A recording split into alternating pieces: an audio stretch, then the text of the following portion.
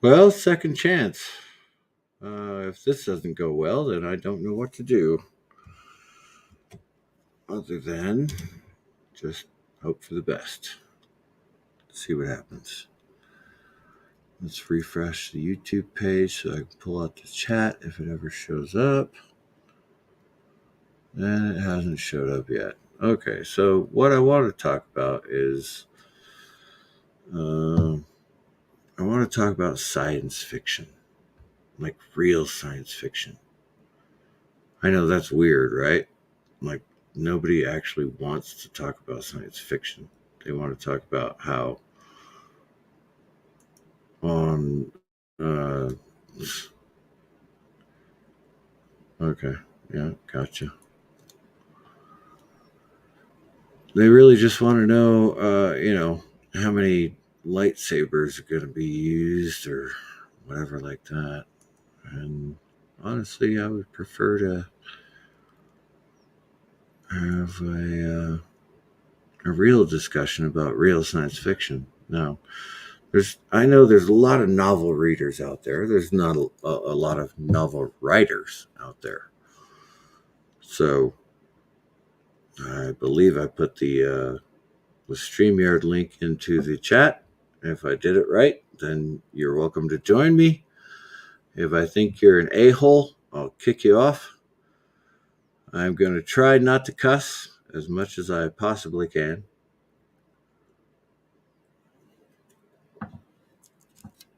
I am an old soldier after all, so let's find out what I did wrong.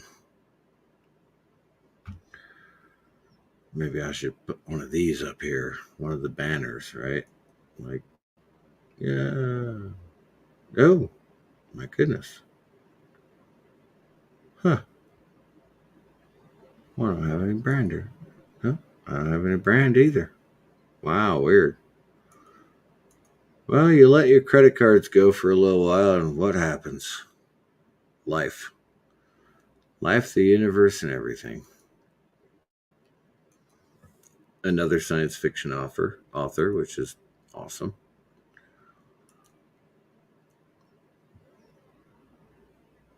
Oh, look at that. I'm not even on the screen. Holy cow. Oh, I guess I never subscribed to myself. Tell you what, guys, am I on the screen or what?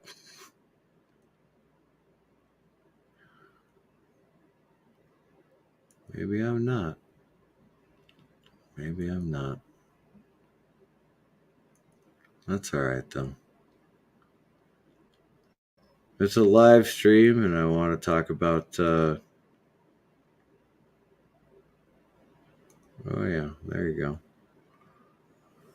I want to talk about science fiction. So, if the StreamYard link works, you guys are welcome to come up and talk about science fiction novels. I'm absolutely, or good science fiction television, actually. Totally available for that. How did that happen? My goodness.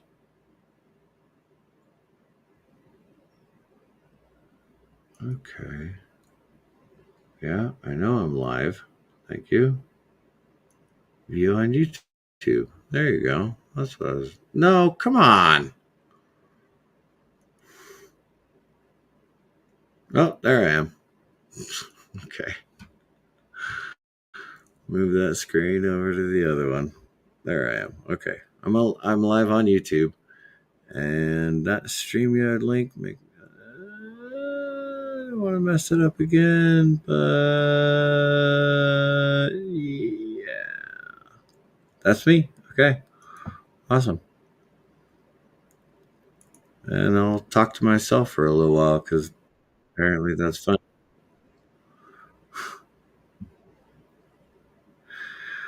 Anyway, oh my goodness, my screens are backed up.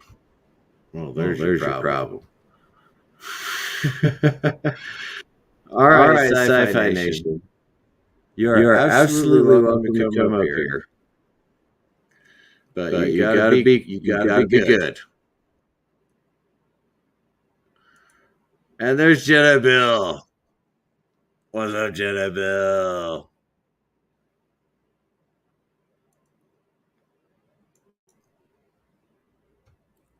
Are you there?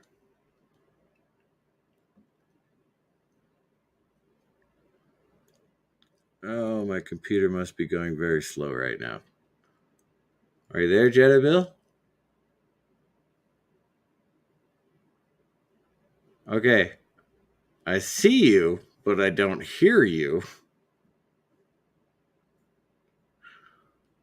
Oh, your microphone is messed up. All right. I'll give it a minute.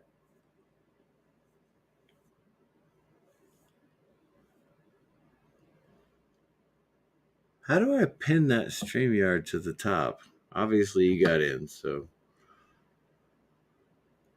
I've lost all ability to do anything on this stupid thing. Oh, there's Sci-Fi Nation. Oh, hey, how do you pin Oh, the links? Yeah, that's the 3 dots next to your name. say again? Oh, how do you pin the link? It's the 3 dots next to your name on the YouTube. Well, that's what I thought too. Yeah, you Oh, just click the 3 dots and it says pin link. On the YouTube. Yeah, on the YouTube page. Not on the StreamYard. No, it's on the YouTube page. Okay. On the YouTube stream, yes. Pop out chat, send feedback, Hey. reactions, burn stamp. No, go to your YouTube. Can you hear me now? Yes, Bill. Shut up, Sci-Fi. Shut up, Sci-Fi. I thought I was Damn on it, my Bill. YouTube Son channel. of a bitch. Damn it, Bill. Shut up. Oh, look at that. Now I got all three of you on my YouTube channel. Yeah. Yes. No, those 3 dots doesn't have a pin. Oh, well, not for me, but it should for you. You're the channel owner. Yeah, it should. Pin link. Yeah, it should say pin link. Well, that's all right. I mean, it's just the three of us right now. You gotta click it, and then you pin the link. Yep. Well, I know. I clicked the 3 dots, and there's no pin link on here. You hit it. You hit it with a mouse, and it should say pin to top. Yeah, the 3 dots on the right side of your comment. You don't need to hit the 3 dots. You just need to hit the highlighted thing. You're talking about on my YouTube channel. Yes. On the tab that has the YouTube. Yes. Yes, where your stream is running. You just click your mouse, and it should say pin to top.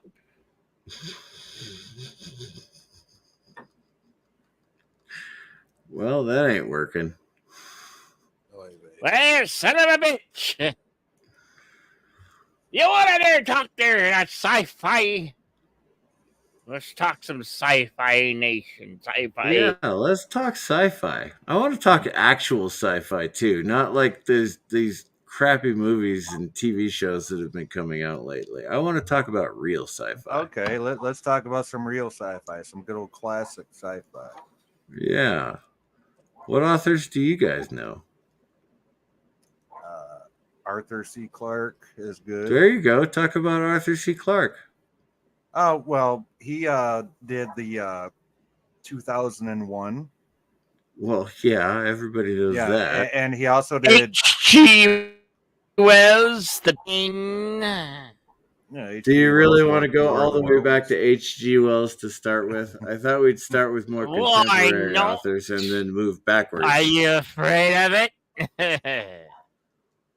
I am the god of chaos. I am here to instruct chaos. You know, would you like to know why I'm using my current avatar instead of my drunken philosopher avatar?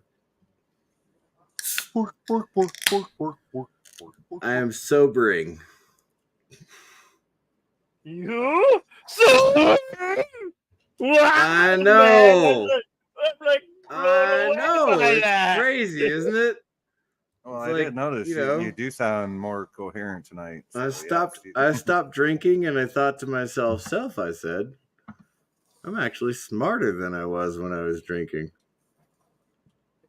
Who'd have thunk? So, honestly, to be honest with you, I am tapering off at this point. So, this is my third beer today, and it's 10 o'clock at night.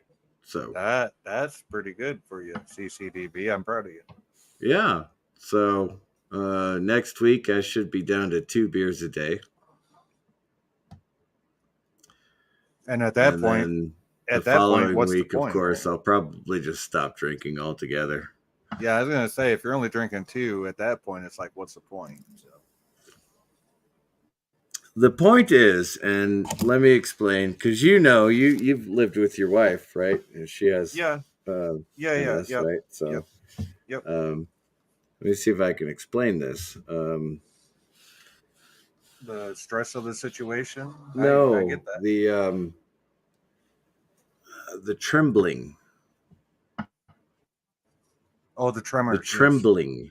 Yeah. Yes, I absolutely I am despised by the tremors that come along with whatever the neurological disease that I happen to have. Absolutely, I'm disgusted by the amount of tremors that I have when I don't drink. And And I get okay, what you're saying. I think you said before it was MS, which my mom has, and my missus thinks that I have it, even though I don't, see it in myself. But she notices things, and it's like, no, it's not that I might not have it. It's that I refuse to want to have it because it took my mom over 10 years to get diagnosed. oh yeah, trust me, I know. I absolutely know and understand. Um, Jedi Bill, if you're still here, if you're still listening, I wouldn't mind too terribly much if you would advertise this because apparently I'm not able to right now. Oh, I can send it out on the Twitter twats and in Discord for you. Yeah, all that stuff. Yeah. I used to have the keys to the controls, but I can't seem to get in to use that. I don't know what's going on. What the fuck is going on with this I think StreamYard? my payment lapsed. Okay. Oh, Honestly, my payment lapsed on StreamYard, so I'm actually surprised I'm able to do this. To be honest with well, you. you're lucky I deleted all that old crap for you. But yeah, the whole thing is like I'm losing my house, so I'm doing an estate sale, and I'm trying Oh to sell. shit! Oh yeah, I know. Shit happens, man. Oh When shit, life gives you man! lemons, when life gives you lemons, what do? You make lemonade. You make lemonade, exactly. And so I'm making lemonade. I've already made $1,400 on the estate sale. I'm looking to liquidate all my paintings, which are more than $1,400. But I won't tell you unless you find a buyer for me. Nobody that I know has that kind of money. Sorry. But yeah, I'm looking to buy an acre of land north of the city and just park my trailer on it so I never have to worry about a mortgage again. Just utility payments or just the electricity payment, honestly, because And you could probably water I have even to haul in for myself, and the waste goes out to a leach field, and septic as far system. as far as electrics goes, you could if you could find a way Oh, to I could do. save up, I do could go like totally solar. off grid Yeah. completely. I know how to hook up solar panels and a battery bank. Yep. That's what I was gonna say. Because you're out there somewhere in the desert area, if I remember right. I'm not sure. Well, we're up in the mountains, so I do get snow every year. And you could also maybe put in like a personal windmill up there and generate something that way too if you're getting the winds. Oh, that's a good point. I didn't even think about a windmill. Thank you very much. Yeah, because the I'm wind just saying, blows. yeah, you're in the The wind mountains, blows from the north or from the south to the north all day long. right? You're in the mountains, and so the solar, you're gonna have a cloud cover, so when the solar ain't cutting it, you'll at least have that generation from the wind blowing. Yeah, as long as I got enough battery bank to charge my cell phone and turn the lights on and keep the refrigerator running, I'm There good you with go. that. That's not a whole lot of energy, really, when you think about It's it. really not. And the amount of waste that I would use, I would never, ever actually have to get my septic system cleaned out. Well, maybe after 50 years. Maybe, yeah, I was gonna say a couple of Ew, decades. that would stink. No, the Ugh. septic system is way outside the house, brother. It's probably running down the side of the mountain, the side he doesn't. Exactly. We'll just send in Sci-Fi Nation. He's good. He's good at going in the stink. Anyway, what I wanted to talk about, what are your guys' current favorite sci-fi authors? I'm not talking about fantasy because I don't actually like really fantasy that much. I don't I'm actually like fantasy I'm more that of a much. movie I'm guy, trying to if read. you know what I mean. I'm trying to read a tech mage novel, and I just can't get into it because there's too much mage in the tech. Right, too much fantasy in the thing. Yeah. And so I'm trying to look for people who are more, serious sci-fi, like science fiction, like science fiction used to be, where it was. Right. I get what you're saying, Mr. CCDB. And my thing is, I haven't read the newer stuff. I haven't really read sci-fi like since the 90s. I'm surprised you could even read their Sci-Fi Nation. Well, that's what you get for thinking, Bill. Well, there's your problem. I'm much smarter than you on any given day of the year. I watch TV. I don't read novels.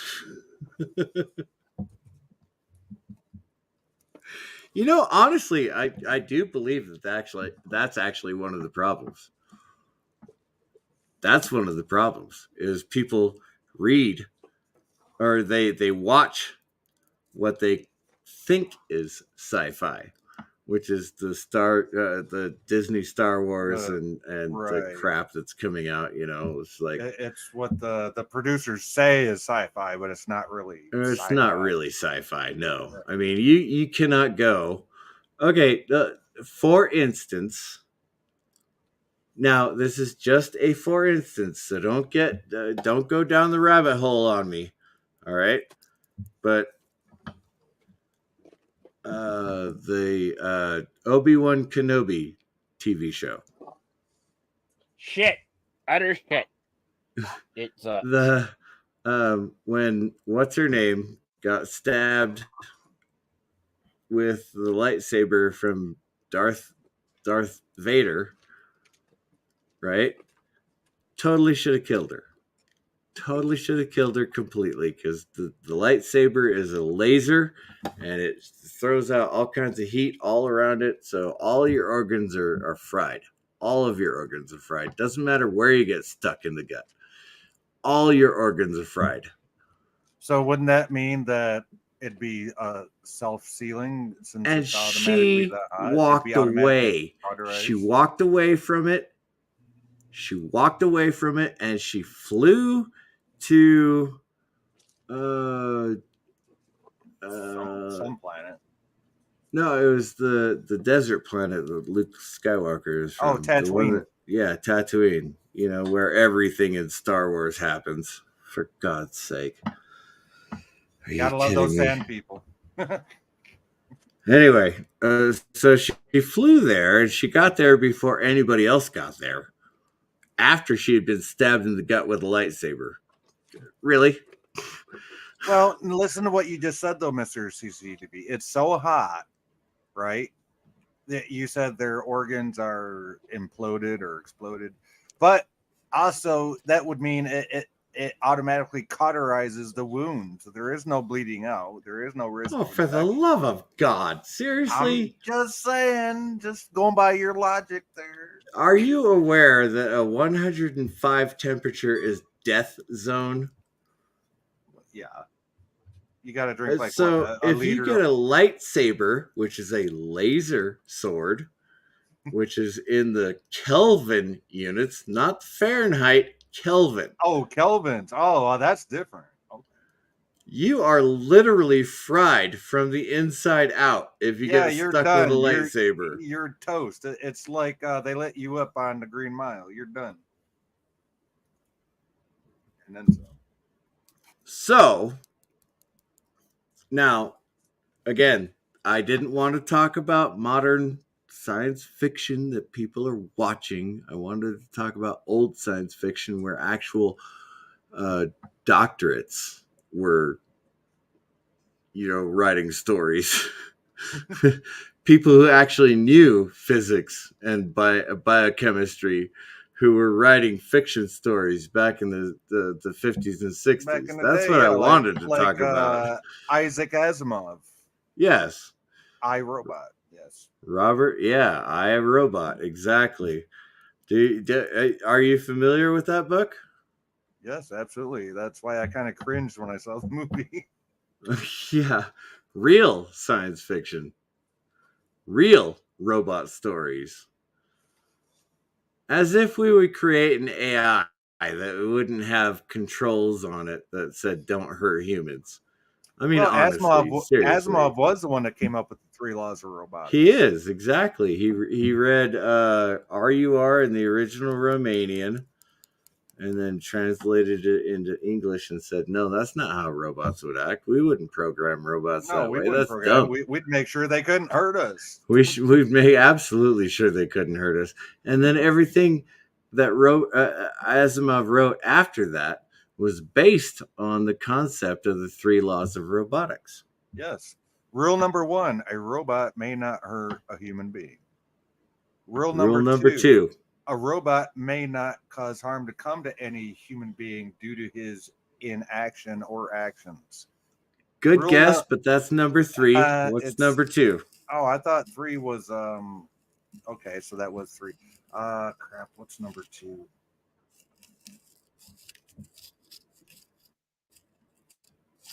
A robot must obey the Must commands. obey the commands of humans unless said command Unless it harm to a interferes with the human. first law.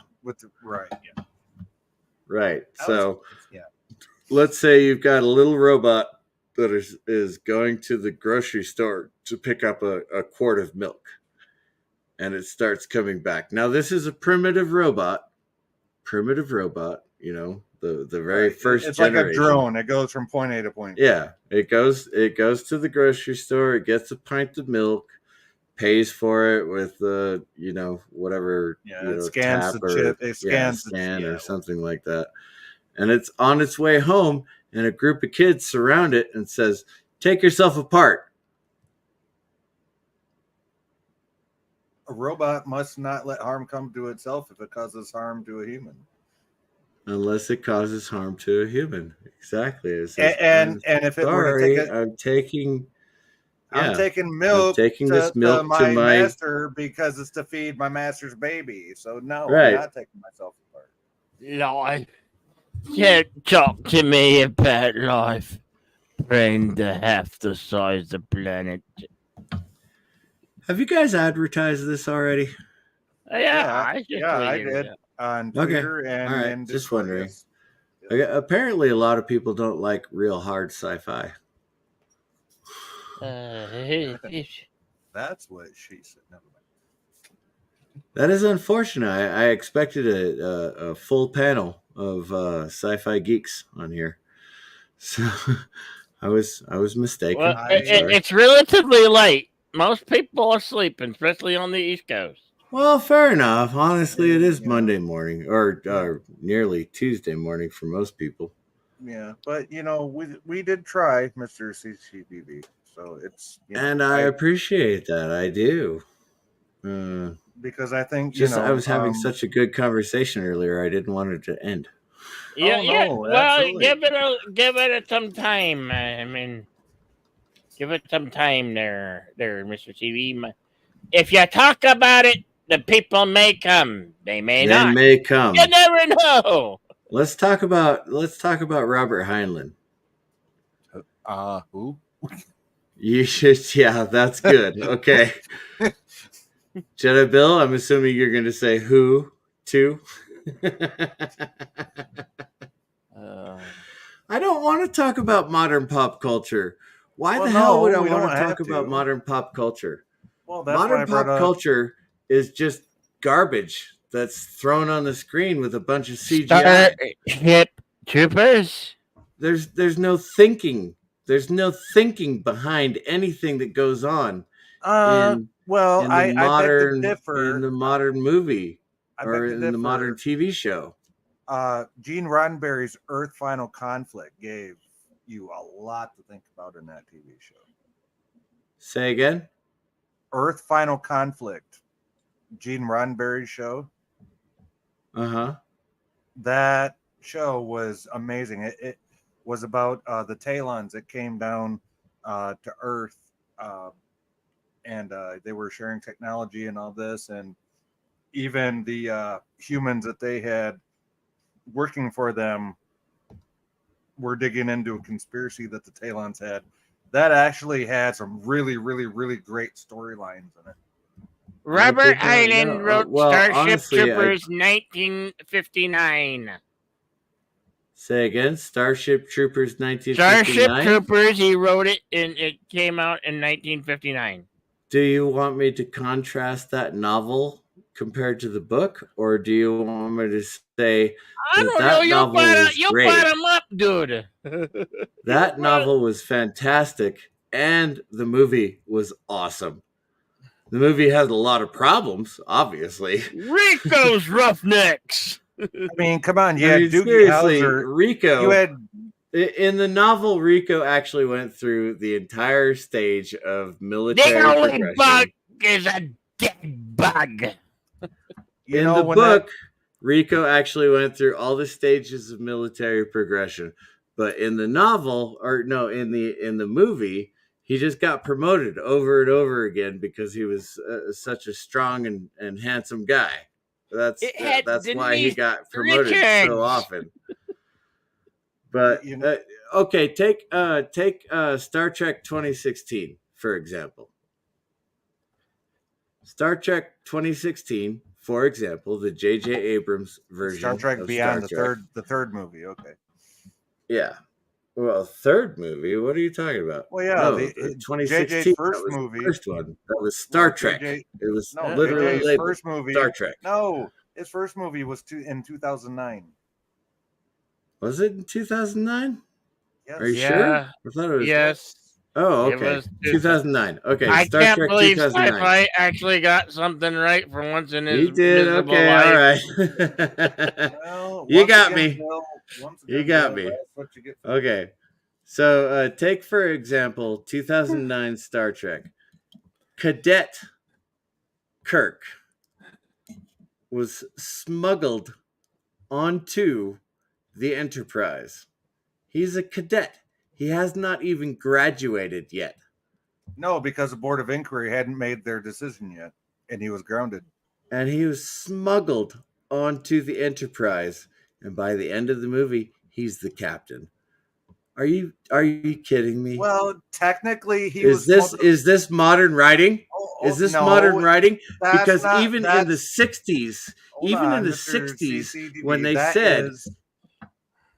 said this is Captain Kirk, he was the XO of somebody can correct me on this. He was the XO of something before he moved to the Enterprise. The Farragut. And he had been an officer for 8 years. I mean, he was the youngest officer to become a captain. I admit that. But he was not a cadet when he was made a captain. Well, see, that's one thing about the JJ movies. Everybody, forgets is JJ said from the get-go, it's in a separate timeline. This ain't the prime timeline. He said that. I know it's a separate timeline, but what military would put a cadet in charge of a ship?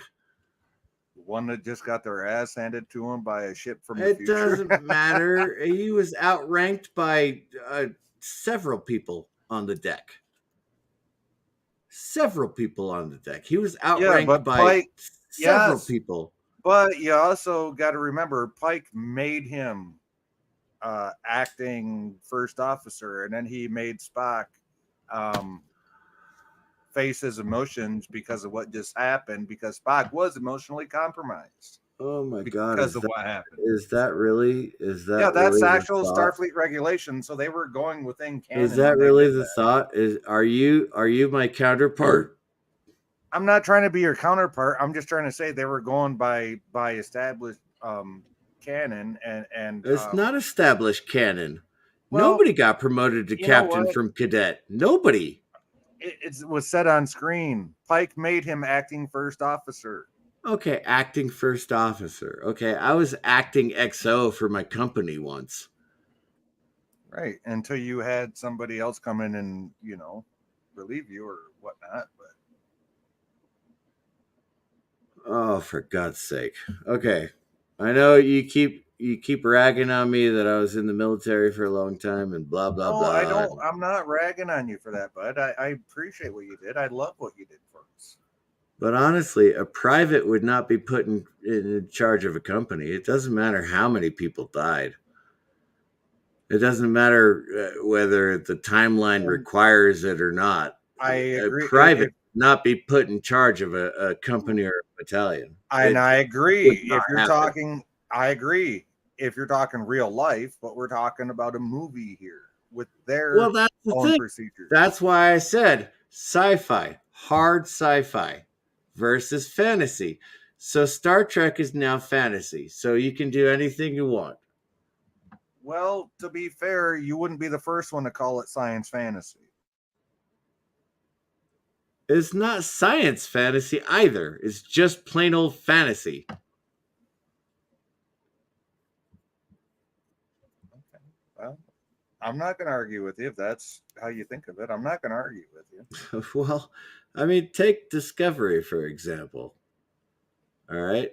Now, she was arrested, convicted, and on her way to a prison, For and the then rest she of her became life. captain. Yeah. Bullshit. That is bullshit. I agree. Bullshit. And then That is everything that bullshit. happened Yes. after that was bullshit too. Yes. I don't care about the mushroom drive or whatever the hell they call it. Yeah, no, I agree. Even in Star Trek canon, that was bullshit. I 100% agree with you on that. Absolute bullshit. A convicted felon becoming captain of a starship just because. Just cause. Just cause. Just cause.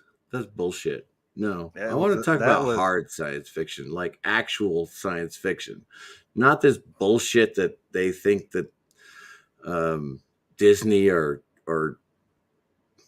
even Lucasfilm, thought well, was now Lucasfilm had it Lucasfilm down was good until they Lucasfilm sold to Disney. Lucasfilm was good science fantasy, but it Yes. wasn't science fiction. No, it was science fantasy. Yeah, absolutely. It was science fantasy, and I loved it. I loved it. I've been watching it for 47 years. Trust me, I know it is good. You want to talk hard science fiction, and what about the movie Event Horizon? Oh wow, with the black hole at the center of the ship. Yeah, Oh God, it that is basically such it a great folded idea. space. Yeah, it folded space to Yes, go that from is point A to such a point great B. idea. I mean, what would happen if you used a mini black hole to power your ship? Well, you could either go the way that they did in Event Horizon, and it visits Hell and then comes back to our The reality, thing is that a or it black could be like the hole. Romulan warbirds and TNGs. The current theory on a black hole is that all the information in the universe is surrounded by the event horizon. All the information in the universe. Right, because it gets sucked into the black hole. Yeah, and so you make a black hole artificially. They did artificially make the black hole. Yes. You make an artificial black hole, and all the information from everybody around that black hole gets sucked into it, and then it gets swirled around. And what do? You get horror. That's awesome. You get the deepest depths of hell. Yes. That is awesome. I love Event Horizon for that reason. For that reason alone. Because if you put a black hole in the center of your ship, everyone is going to go Oh, what could insane. go wrong? Come on. Oh, that was. Everyone is going to go insane.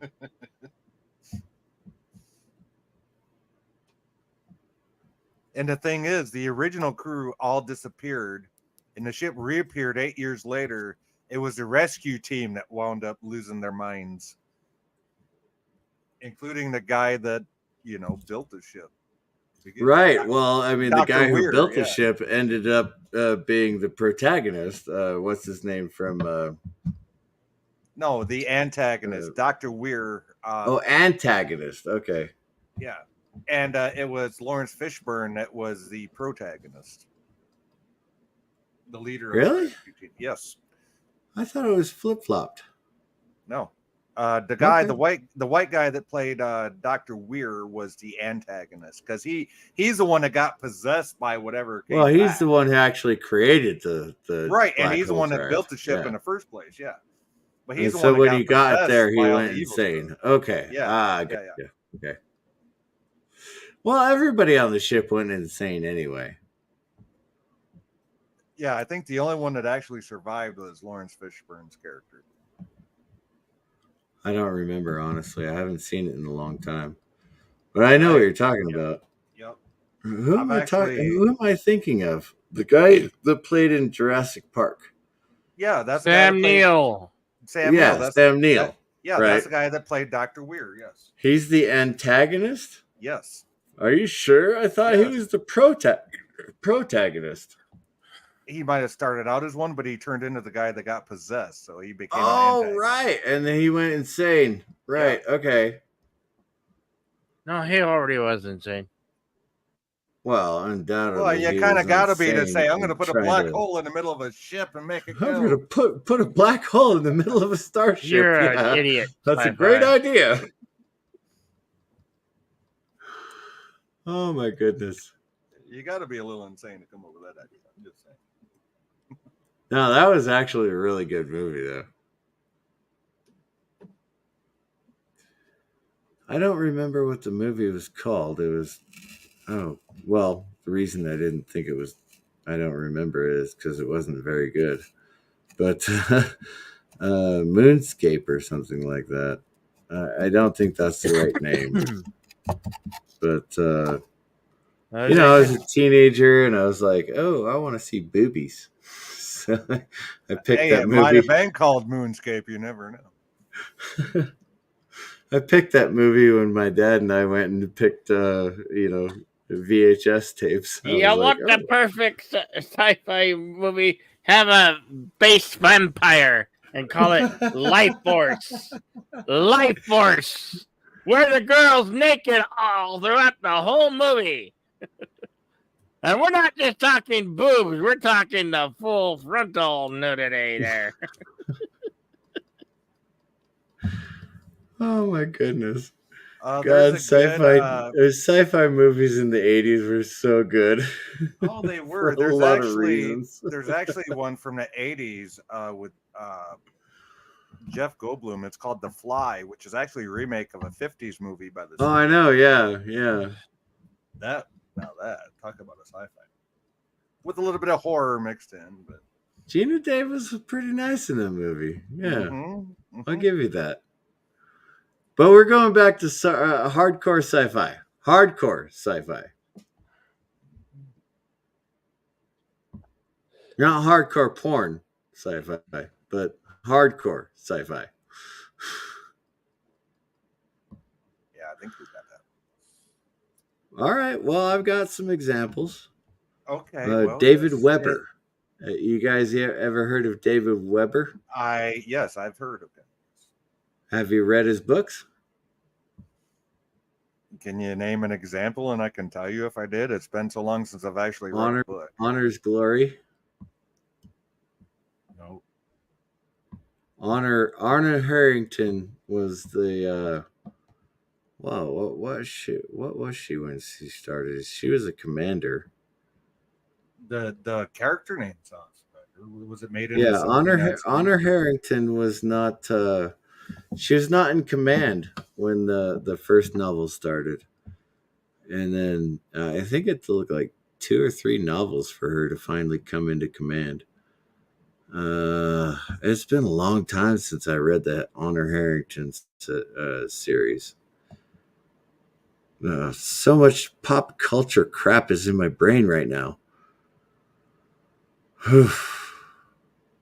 Anyway, she eventually became captain, and as a matter of fact, she eventually became an empress.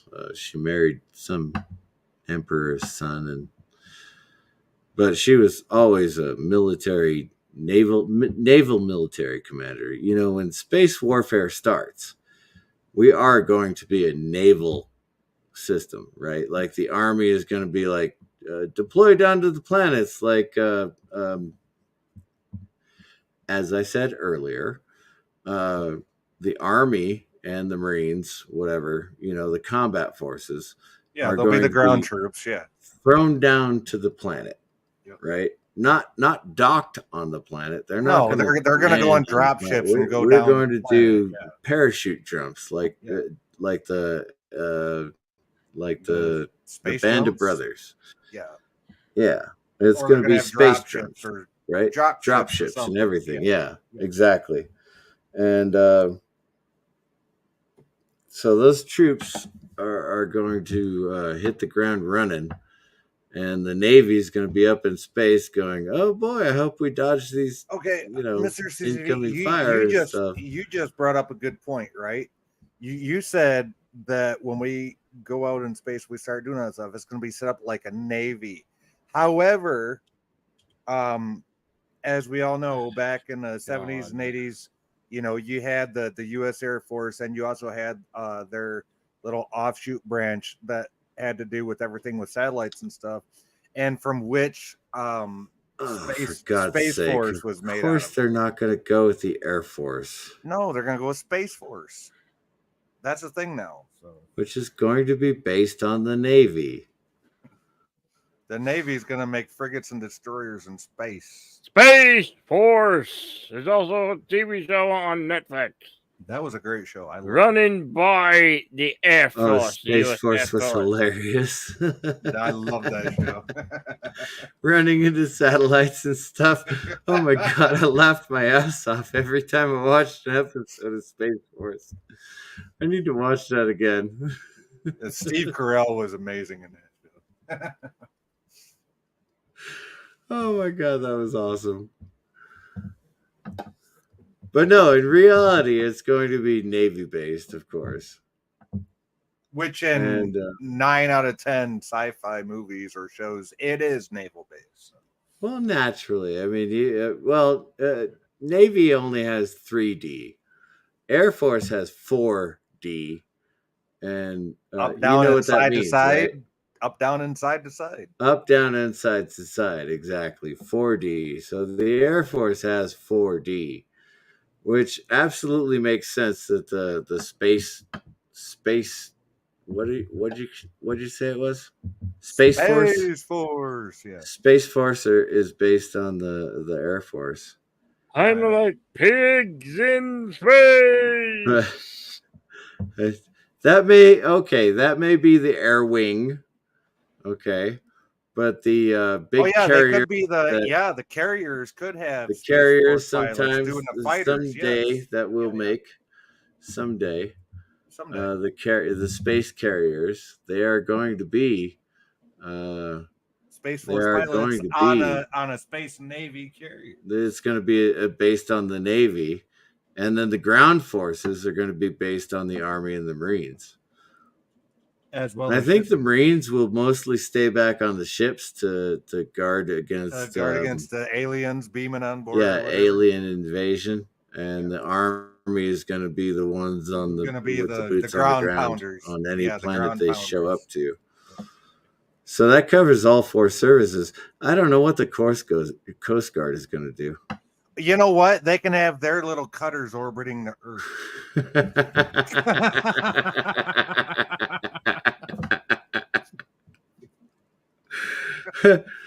I suspect if we ever actually do get to that point, that the Army and Marines are going to be, combined for the most Oh, it's part, going to be a combined force for sure. and then you're going to have the ones that stay on the ship that are called Marines.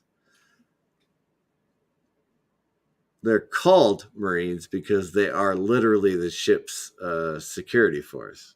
Right. And by all So- means, the security forces on Navy ships are They are Marines. Marines. Exactly. That's exactly right. The Marines on a Navy ship are security guards. And do you know why that is? It's because the Marines are they are actually a department of the Navy. That's what Star Wars is going to be after tomorrow. That's already there. Game over, man. Game over. I don't know if you've been kicking up with current events, man, but we just got our asses kicked. Popular culture and movies over the last, decades have all said that Marines are the boots on the ground first and they're last to leave. You And know that's why? just not true. That's because that's what the Marines say in current day. First in, last out. That's what the Marines always Yeah. say. Yeah, that's absolutely not true. But that's what absolutely they say. not That's true. What they say. However, I love the Marines. Don't get me wrong. I love the Marines. I really do. But the Army, we were the first on the ground in Iraq. Now that I do believe. My dad, as a Marine, even told me that. So.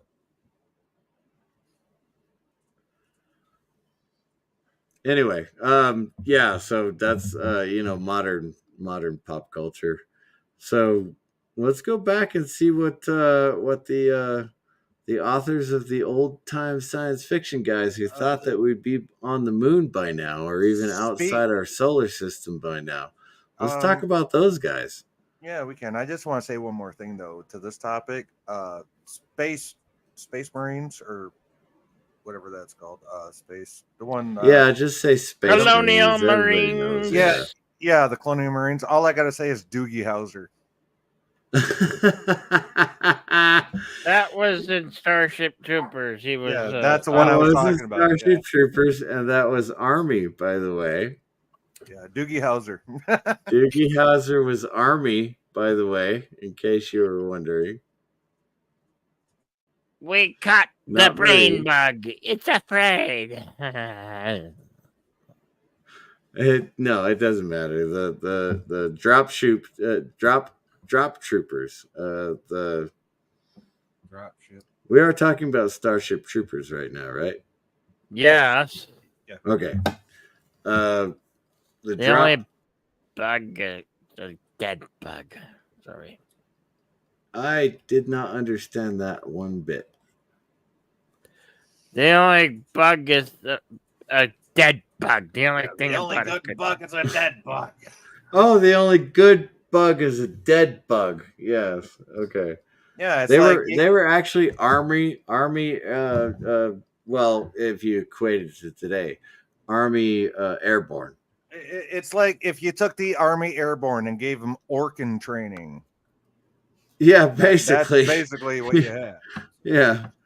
I mean, you got Army troopers just falling out of a ship, and their shells are, flying off. And, yeah. And the parachute, the bugs are doing their thing, down. and yeah. And then you've got the mech suit. That's the thing that the movie left out.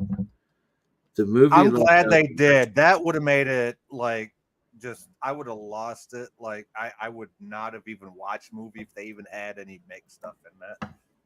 Just because. Well, hell, it made more sense to have ground troops rolling in, right? The way they did by the thousands. Well, the thing is, the way they described it in the book is one mech suit was worth 1,000 skinnies when they landed on the first planet. Oh, so it's like they did not go directly to Clendathu. Right. So it'd be like a phaser versus having 1,000 AK-47s. Right.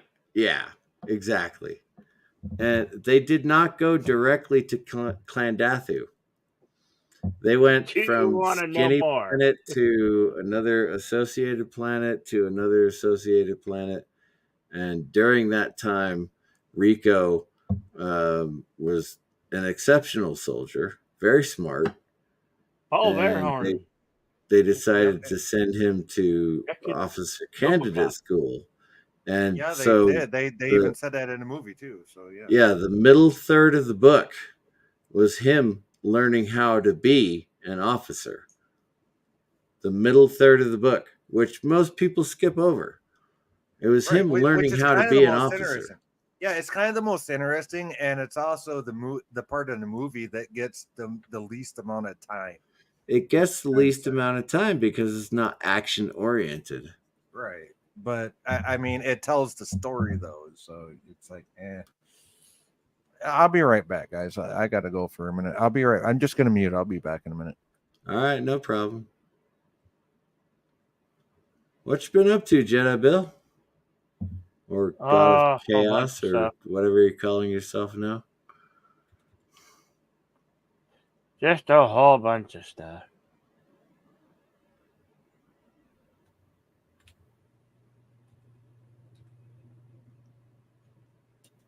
How the hell you been, man? You know, I had one of those. What do they call that? Well, I'm just gonna say ischemic.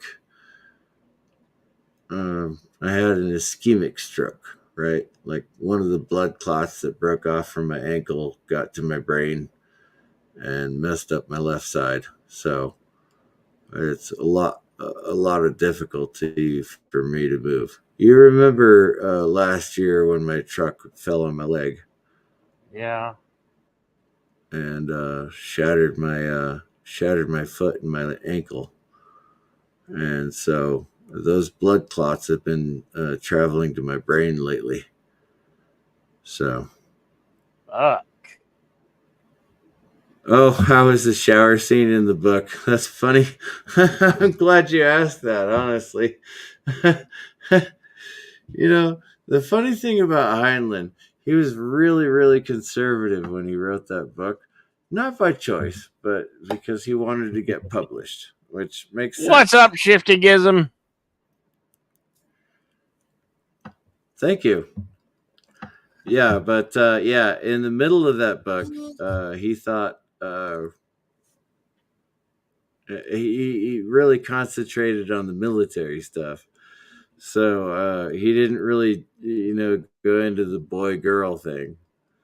As a matter of fact, Dizzy, right? Dizzy from the movie. She was a girl in the movie. Yeah, She the was a brunette man pilot. in the book, right? And so You're talking about the there weren't women in the book you're talking per about se. the brunette pilot that the ground pounder Marine. Carmen was a woman in the book because she could go into the Air Force and pilot a spaceship.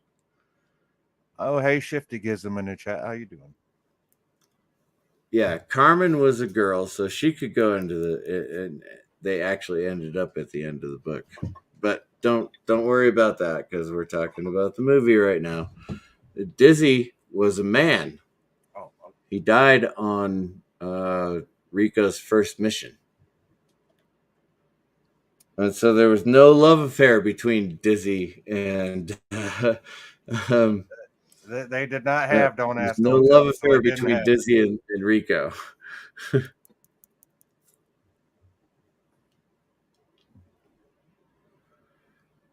I said that right. There's no love Yes, affair between Dizzy and Rico in the book. there Yeah, is no love in the locker right. room. You said that right. Once he became an officer, then he looked up Carmen and they got together. So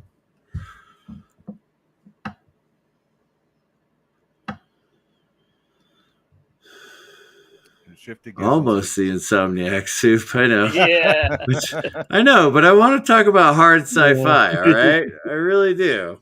I'm digging it. I'm digging it, man. And we were talking about Starship Troopers, right? And so Rico It wasn't all that drama in the movie that you see, where he resigned from the academy and all that stuff and blah blah blah. We could talk about the political Well, see, consequences of it and all, but in the no, movie, Rico never quit. Rico never no, quit, not ever Uh, i- once. in the movie, though, I didn't think he actually went to the academy. I thought he just went straight and enlisted, and then got a field promotion Yeah, in to the an movie officer. they show. Yeah, In the book he goes enlisted, but he never quits when he's enlisted because right. his parents aren't killed in the book. Oh, okay. Yeah, they weren't in the movie, so yeah, yeah. Or in I mean, they relation to are that, I don't eventually, remember. but not. Yeah, eventually, but yeah, That's not not right his. off. As a matter of fact, his mom was killed, but his dad survived. Okay, that's the climax of the book. You're not supposed to know that. Oh shit! I'm sorry. Yeah, he ends up being the lieutenant, and his dad ends up being the private. See, in the movie, it wasn't his dad; it was his drill instructor that went from Oh, I know. being Yeah, yeah. an That's why NCO to they a condensed private. everything Yeah, down to Raycheck. yeah. They reduced everything to Raycheck because Raycheck's roughnecks, right? And yep. And speaking of actors, Rychecks, the, Roughnecks. the guy that played Rico's Tomato, DI, tomato, Jedi Bill. that played Rico's DI, also played the captain of the guard in the Green Mile. He also played in a show called Earth 2, if anybody's ever seen that, which is a great sci-fi show. Only Are had you like 2 talking about seasons. Michael Ironsides? No, not Michael Ironside. Because that's Rico, or No, that's Check. the guy that played the captain of the guard in the Green Mile. Oh, Played- you're talking about. I know who you're talking about. He was. Phew. He was the guy from the Steps in Highlander. Possibly. It's been a while since I've seen that movie. Really, Highlander is something you should watch every year.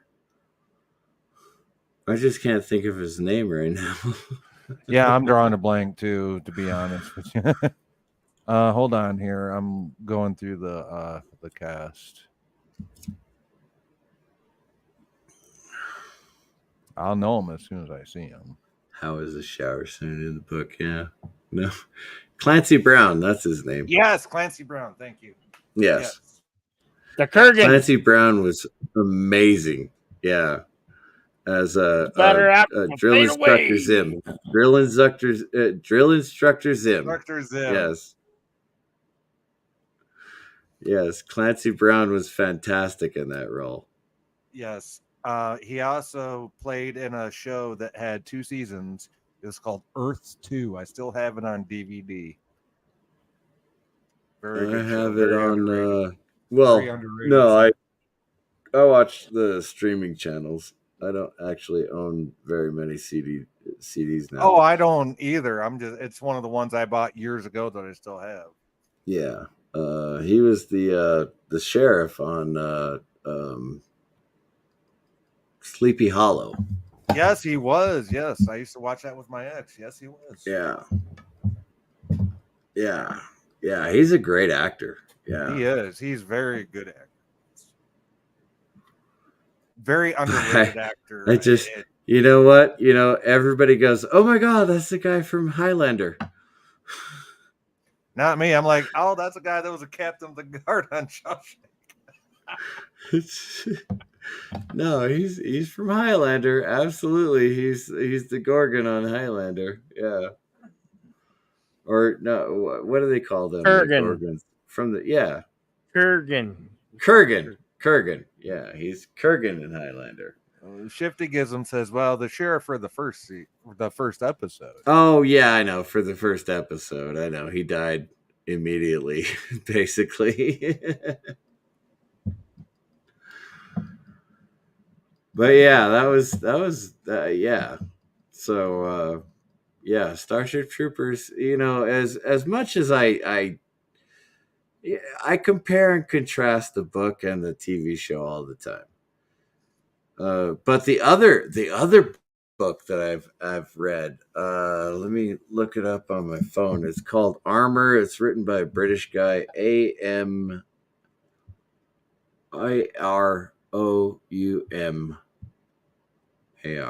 Armor. Mr. CCTV, I learned once upon a time that the difference between different media, such as books and movies, is called transmedia canonical verisimilitude.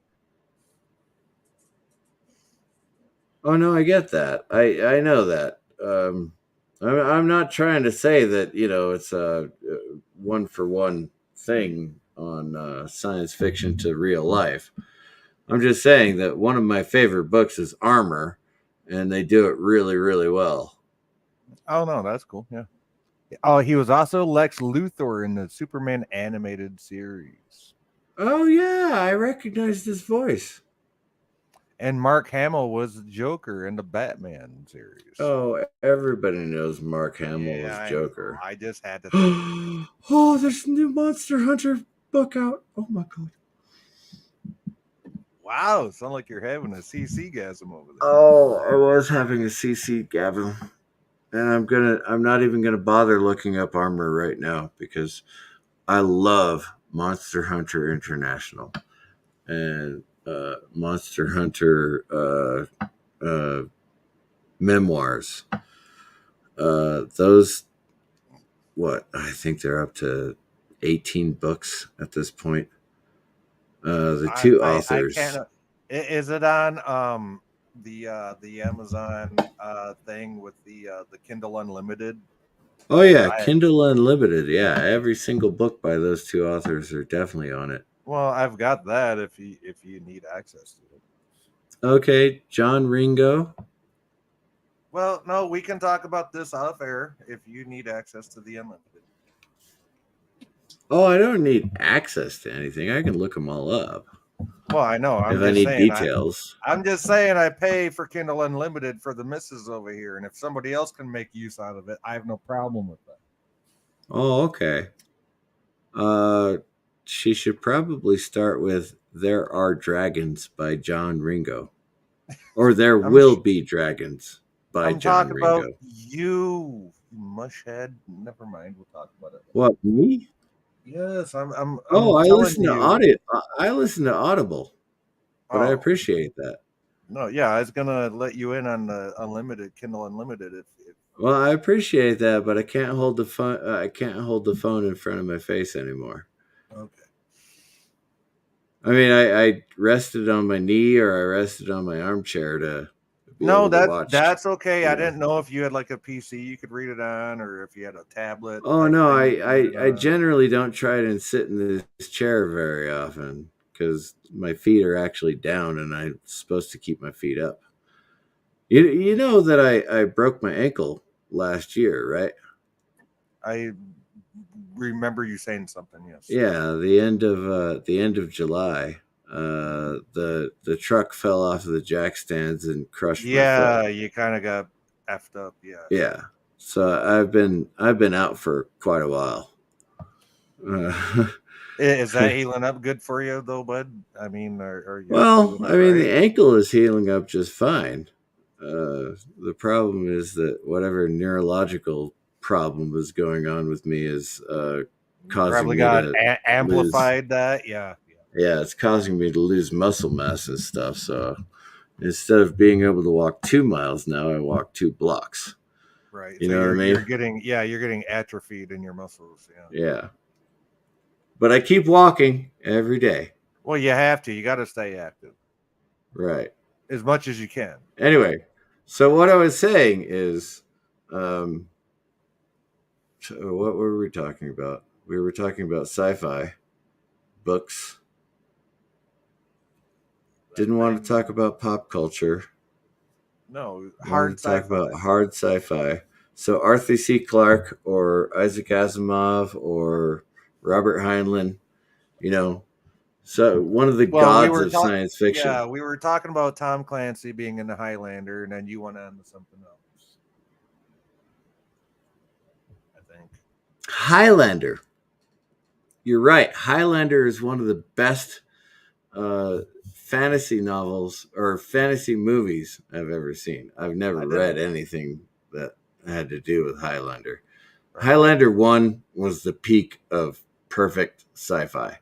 Or not sci-fi, but fantasy. And to fade away. That's right. Now here's the thing. Right. You're talking about the movies, not the TV show, because there's a difference.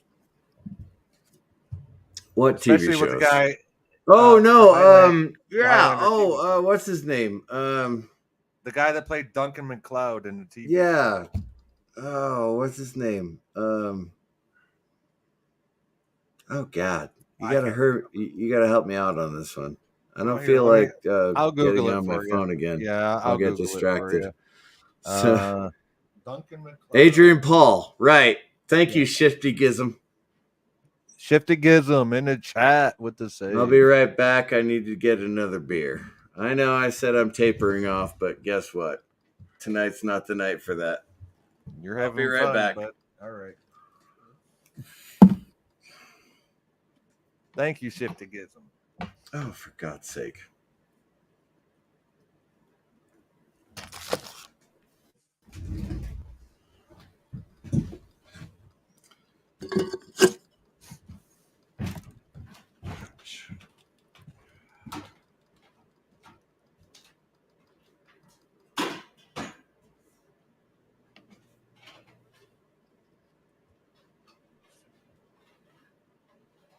What are you up to tonight, Bill? Well, obviously, I came here, dumbass.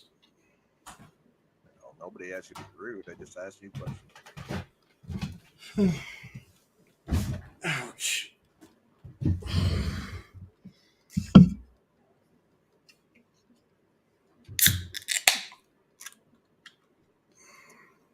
Papa Top. Papa Top. That really sounds loud in here when I don't have any other noises blocking you just reminded me of a country song called Papa Top. Papa Top again. I think I'll have another round again.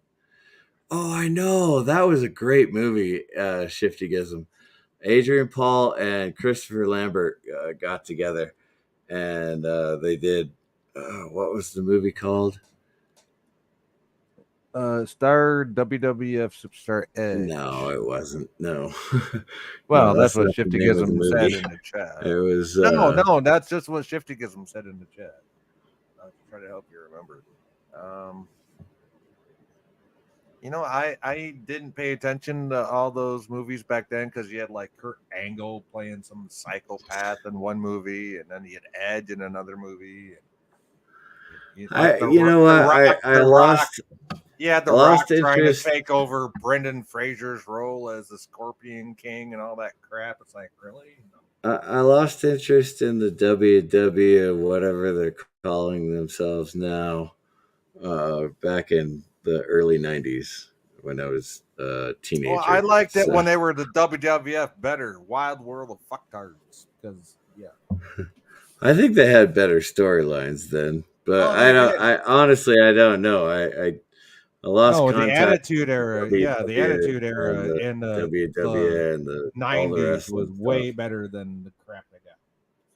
I mean, at that time, I was a swimmer and a water polo player and a cross-country runner.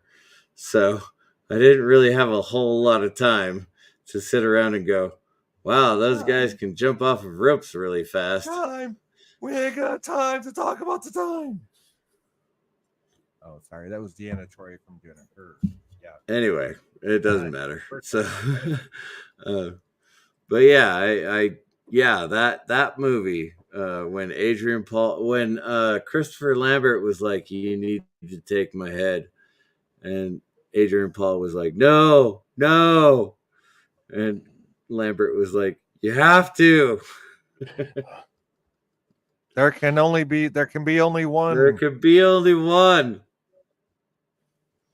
Yeah, that was actually pretty good. I like the way they crossed over that with the TV series and the movie.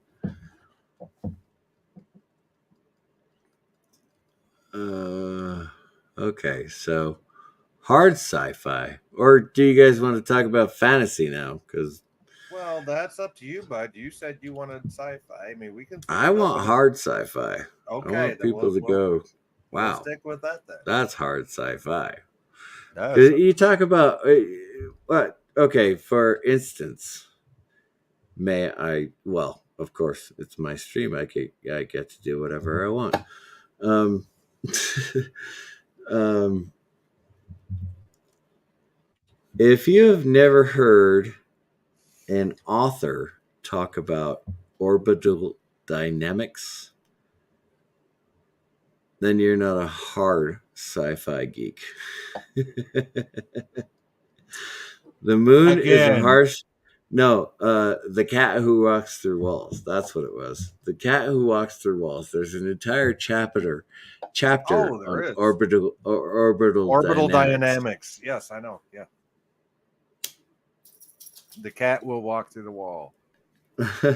Well, no, that was a separate Oh, thing, okay. but Well, yeah, it's kind of they like didn't meet they it's didn't meet the cat who walks. it's No, like wait, it was Schrodinger's cat, right? well, yeah, Yeah. that's So that is what Pixel was called. Yes, Schrodinger's cat, but they called her Pixel because she could walk through. No, because her that was a well different the novel, the though. That was a the different novel. yeah, I know. The first I'm one, just saying experimentally wise, the state of the cat will be different whether you're observing the cat or not. If you observe the cat, it's going to have a different state than if you didn't observe it. So there's that. That's damn, why I it's called gotta. Schrodinger's cat. Oh, are you actually talking about Schrodinger's cat? Yeah, the actual yes, The actual yeah. science behind it? Yes. Yes.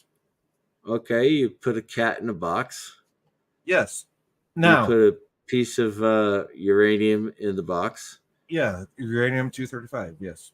and then you close up the And then box you close up completely, and you seal it, yes. and you have no idea You have whether no the cat idea is what's still alive or dead. or dead. But here's the kicker. The state You of the cat, cannot open the box. right, because you will change the state of the cat whether it's alive or dead. You will change the state of the cat Just if by you observing open the it. box. Just by observing it, you will change the state of the cat. That's why Pixel is such a great character. I wish my son hadn't named my cat because I would have named her Pixel. Shiftigism says Kitty Pride, Shadow Cat, the cat who walked through walls. Shadow Cat, the cat who walks through walls. Hey, Shadow Cat is a name of somebody here on YouTube. Is it coincidence? Can you shake the box? Well, as long as you don't look at the cat in the box. As long as you don't look at the cat in the box, you never know if it's the uranium that hitting the side of the walls or the box or the cat. Or the cat. Yeah, exactly. You still don't know if it's alive. You can shake the box. Don't shake it too hard, though. Yeah, because if you put a hole in the box, you done ruined it. Yeah, Schrodinger's cat. I didn't think you would come up with that one. Okay. Oh, you're welcome. The cat who walks through walls was the second one that Pixel is featured in. The first one that Pixel was featured in was not Time Enough for Love. That I think that was his last one. Time Enough for Love. It focused on Lazarus Long completely. Oh, what was the name of that one? It had to have been The Cat Who Walks Through Walls. Yeah, because Beyond the Sunset was the last one. Okay, Beyond the Sunset was the last one he wrote. Robert Heinlein wrote A Stranger in a Strange Land. Are you familiar with that book? Vaguely. I've heard of the Oh, story. No Time for Love. No Time for Love, Dr. No, Jones. I was wrong. Yeah, no. You messed me up, man. Putting all that in total caps. Okay, there's not No Time for Love. There Well, is then Time for Love. he also said, That's the name of the novel. well, he There also is said Time for Dr. Love. Jones, if that means anything. Wow, I'm Sir getting all Doc messed Jones up in on them books. sci-fi right now. And not this Uh, one here either. His own. all right, do you know what The Stranger in the Strange Land is? Yeah, me in the big city. I mean, you got me on the cat who walks through walls with the Schrodinger's cat. So I just want to know if you know what. No, I'm not familiar with the one you're thinking of. How about Okay. Douglas Adams, who wrote The Hitchhiker's Guide to the Galaxy? Well, of course, everyone Great, knows The Douglas number's Adams. always 42. great Never movie. leave home without your trusty towel. Never leave home without your towel.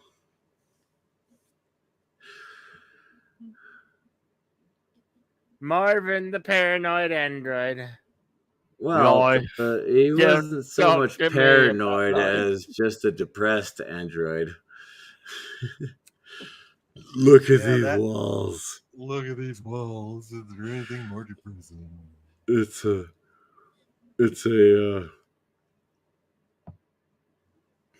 That's an android's personal life. people or a people personality. Oh, thank you for walking through my doors. I'll open for you now. It's an android's life for me. That's what I expect AI to be for decades until we figure out how to get them to just shut the hell up. Data, shut up. Shut up, Wesley. Shut up, Wesley. Can you imagine that? Shut up. It's a pleasure to open for you. Shut up. It's a pleasure to close for you. Shut up, door. No, that'd be like HAL 9000 telling you everything he was doing. I'm going to open the door now, Dave. I'm going to shut the door now, Dave. Oh. Dave's not here, man. I can't. I really can't decide whether "Time Enough for Love" is the right novel or if it's. Oh well, hell! I wrote You my got own book. way more book knowledge than I do, Mr. CCDV. I'll tell you that right now. I'm more beyond, the screen type stuff. And honestly, I believe "Time Enough for Love" may have been the one where he goes back in time. Right, which is a Schrodinger cat. Yes, that one. Yeah. Yeah. "Time Enough for Love," I think, was the one that he went back in time. And then "Beyond the Sunset" is when his mom was stuck in a parallel dimension or something. And I can't speak to that because I don't remember it. Oh my god. Oh, yes. The novel. What's it called?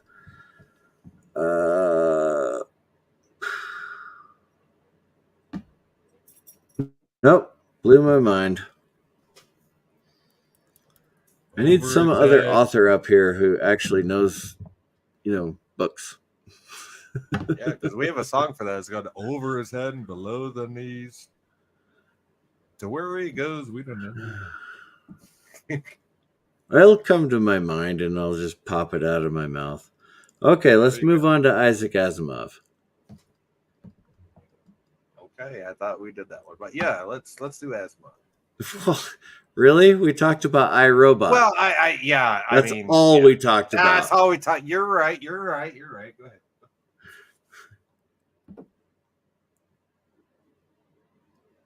Oh no.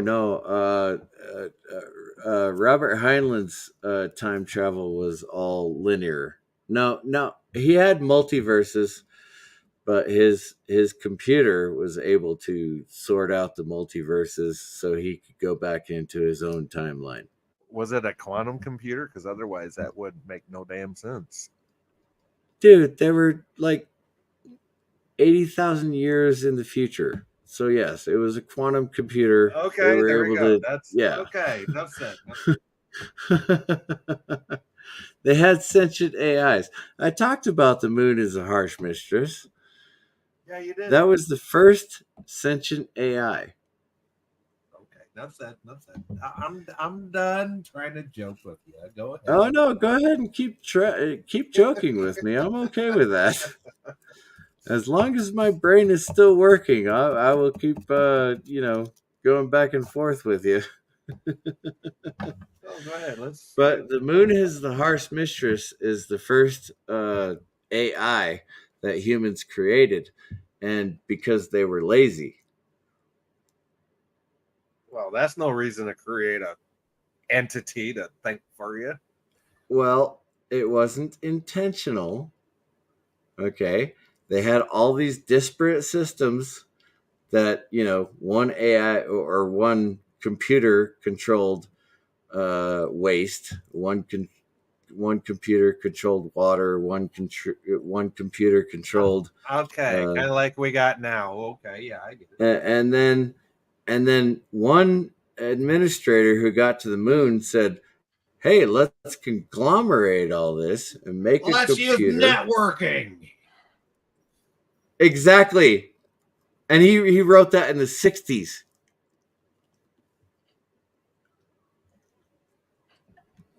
So anyway, Mycroft Holmes. I know it's a Sherlock Holmes reference, but that's what they called him, Mycroft Holmes. No bones, Mike. Holmes. Yeah, it was the cat who walks through walls. Okay, excellent. Okay, I got it right. Ooh, God. Oy vey. That was a close one. Ooh.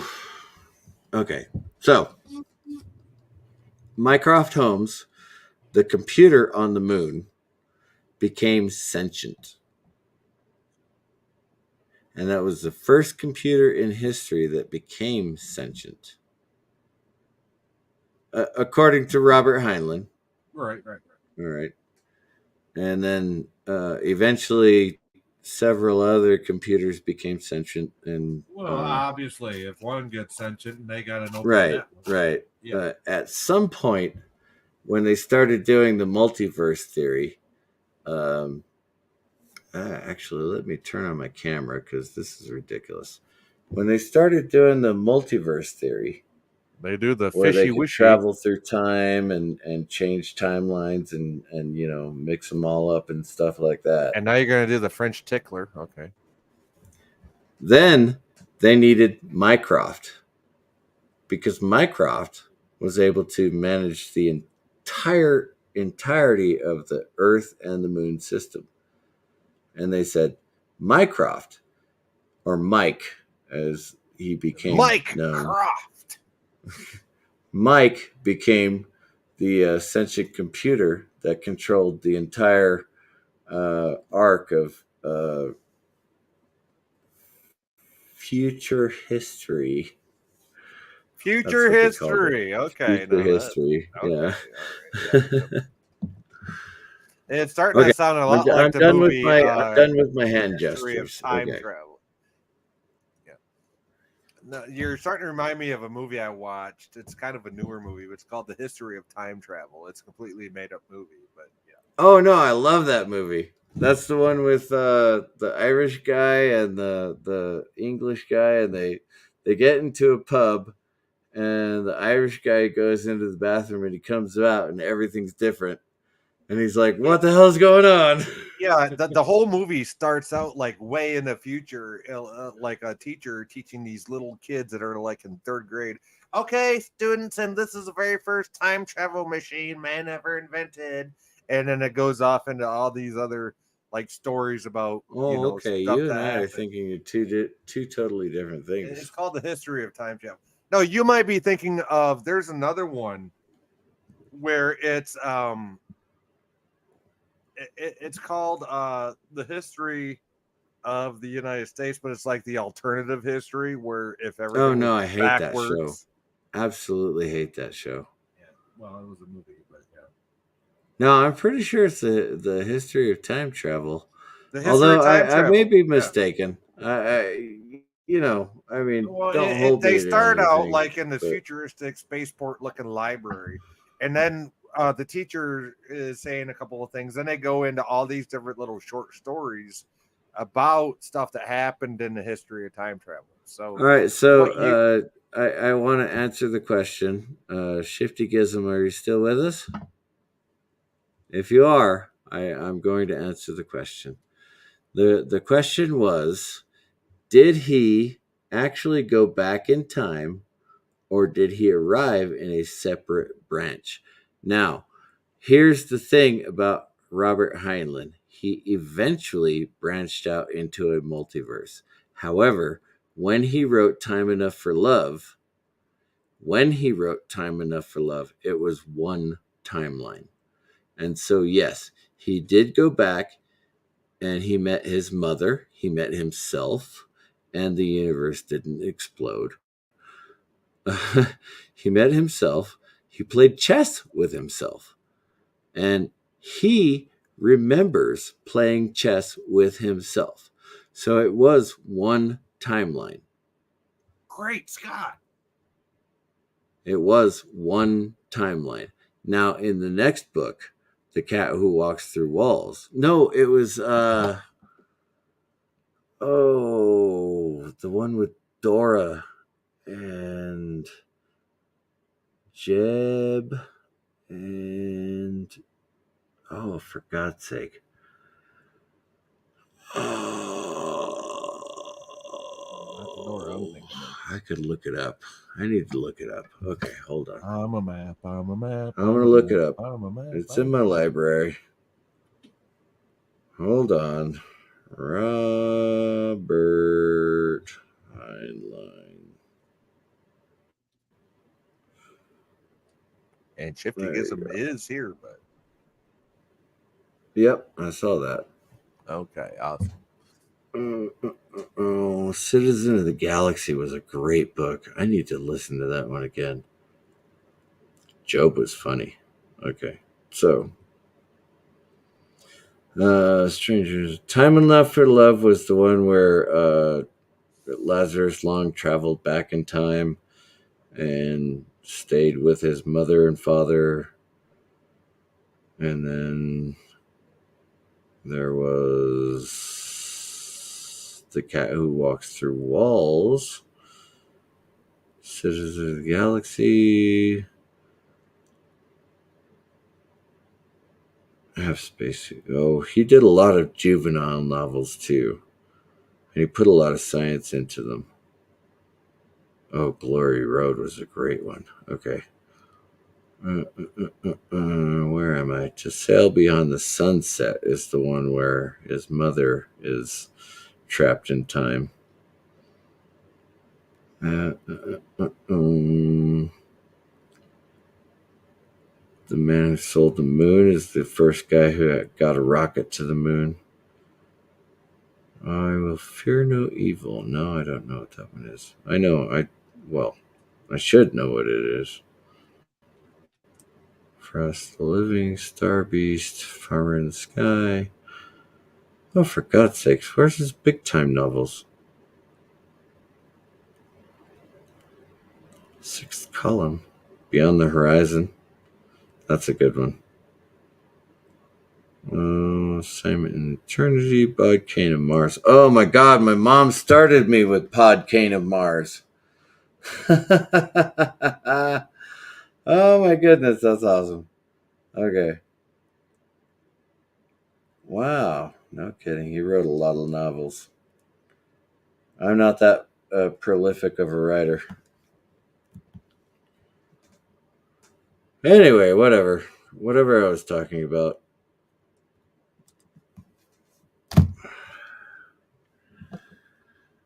The Cat Who Walks Through Walls is the one that started on the moon and ended up at his house in Tertius. Yeah, it started on the moon and then ended up in Tertius.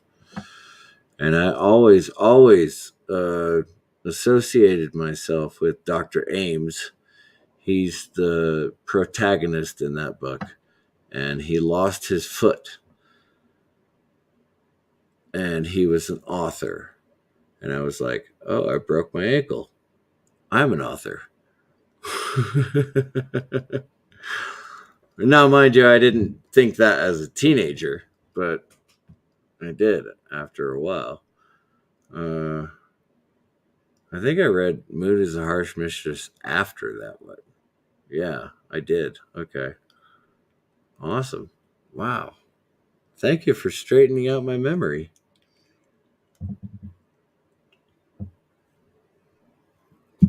Let's see. The Future History series with Heinlein started, well, I can't say it started with Methuselah's children because it didn't really. Methuselah is the guy who lived 1,000 years. Lazarus Long is the guy who lived 2,000 years or more. He's probably still alive in an alternate universe. Actually, I really want to get to that alternate universe so I can fix everything that's wrong with me, because damn it. I'm tired of not being able to walk.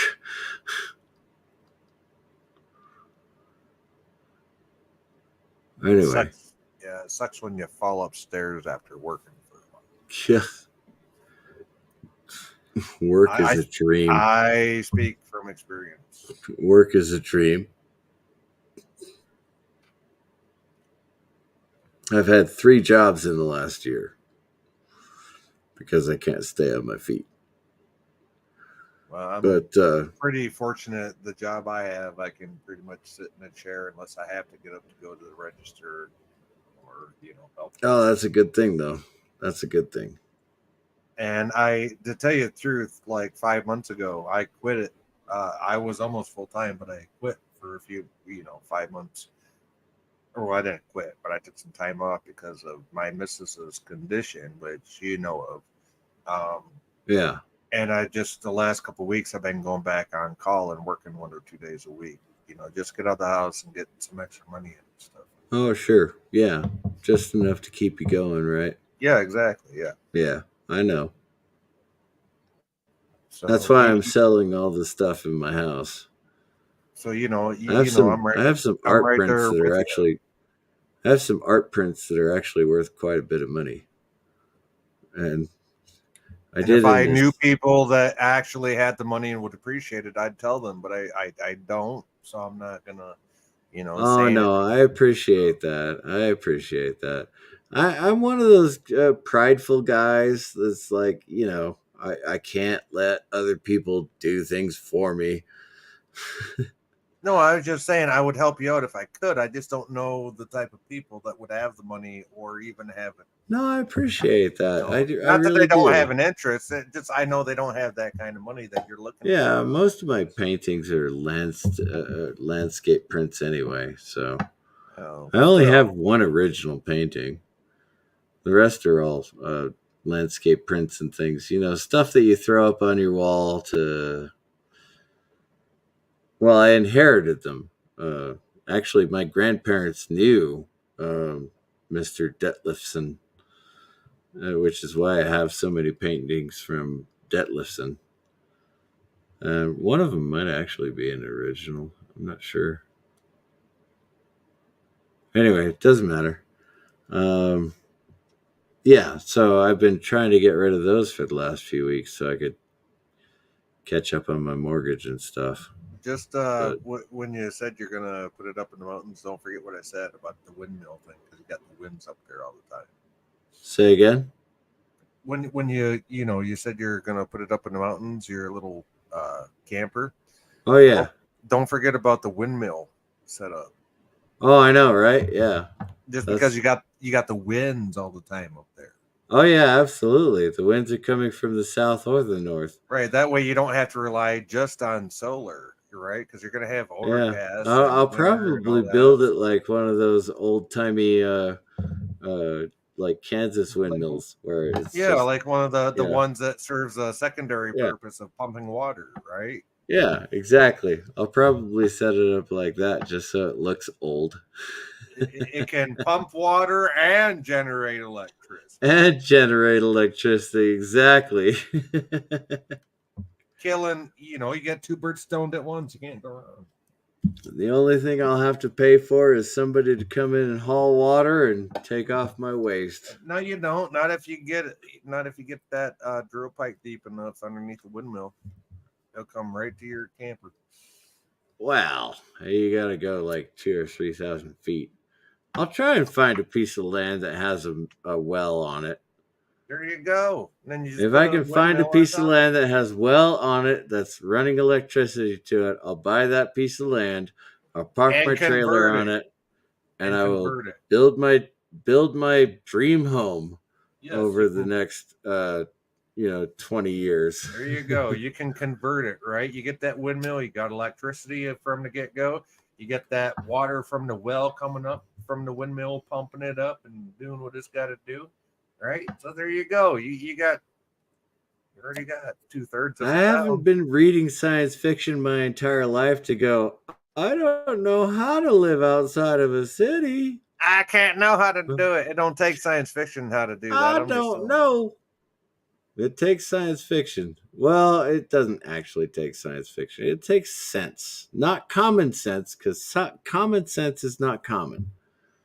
Exactly. It takes know-how sense, and trust me, that's more rare than common sense. I rebuilt the front end of my truck this summer or last summer. Place a front After it flip on fell it. on my leg Yep. and it shattered my foot and my ankle, I went to the hospital. I was there for a week.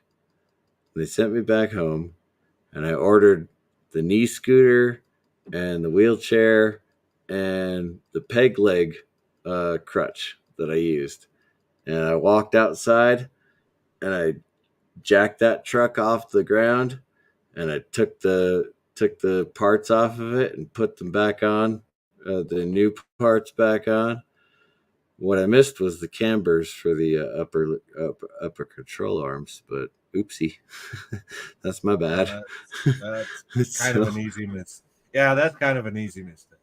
it is an easy mistake. So um, none of the shops in Flagstaff will align it for me. So I need to go back underneath it and fix it properly. Anyway, but yeah, that's you know, not only it's not only science fiction, but it's practical knowledge as well, right? Absolutely. And so it's like you look at a problem and you go, either we set it up by the book, which means we can only put 2 bags in service, or we do it my way and we can get all 30 bags in service. Or you do like me and say, okay, how far can I bend the rules before they break? According to physics. So yeah. Now, I ain't the sharpest tool in the shed, I can tell you that, because I did have the truck on 2 jack stands, but it still fell on me. That's So, because you had jack stands, but you didn't have what they call the well, I stabilizer. was trying to pry the upper control arm off of the truck, and it was rusted into the truck You frame. were doing this shit on gravel, weren't you? I was, yeah. Yeah, that explains it. I should have hit it with my sledgehammer, but I No, thought to myself, what let's you just get this should have over with. what And you then, should have hit it yeah. was with a torch going in to the nuts. And Eagle Rider, oh my goodness! Hello, Eagle Rider! It's been a while since I've seen you on. What have you been up to?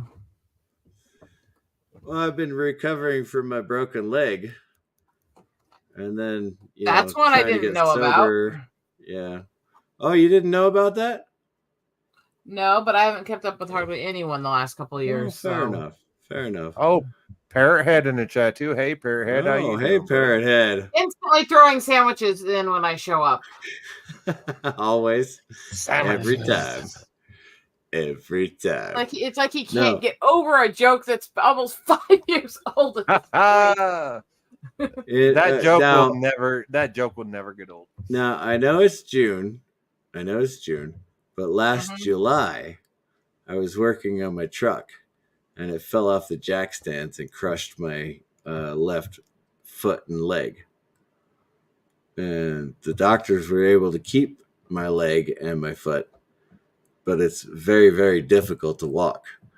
I had to crawl around and jack up my truck off the ground and literally crawl around on my hands and knees and put all the parts back on it. So, because I only have one truck, right? I only have one vehicle. I'm sorry that happened. If it makes you feel any better, last June, actually, in 3 days will be the 1 year point since it happened. Last June, I got struck by lightning in my leg. True story. No shit, really? That. Yeah, true story. I remember when she told it. Yeah. I actually have about a hand-sized scar that's just, you don't see it, but the entire area is just hard. From where I was actually in rehab through June. Stop dancing around in the lightning, Eagle Rider. I never got hit when I was doing that. I was under the carport trying to take care of the car for the storm. It hit the freaking ground, bounced around my husband, and hit me. Well, it takes a path of least resistance. You know that, right? It does indeed. And you are the least resistance. You want to come to my house? I'll give you my address. No, that's not me at all. Oh, Parrot Head. Wow. Let's go make a sandwich. Oh my god, I said that wrong. Okay, we're talking about hard science fiction. Hard science fiction. Hard. Not I hard. like things that are hard. Don't you need a pill for that? Oh, for God's Yeah, sake. I got a whole bottle of them thanks to the geezer that used to come to heart.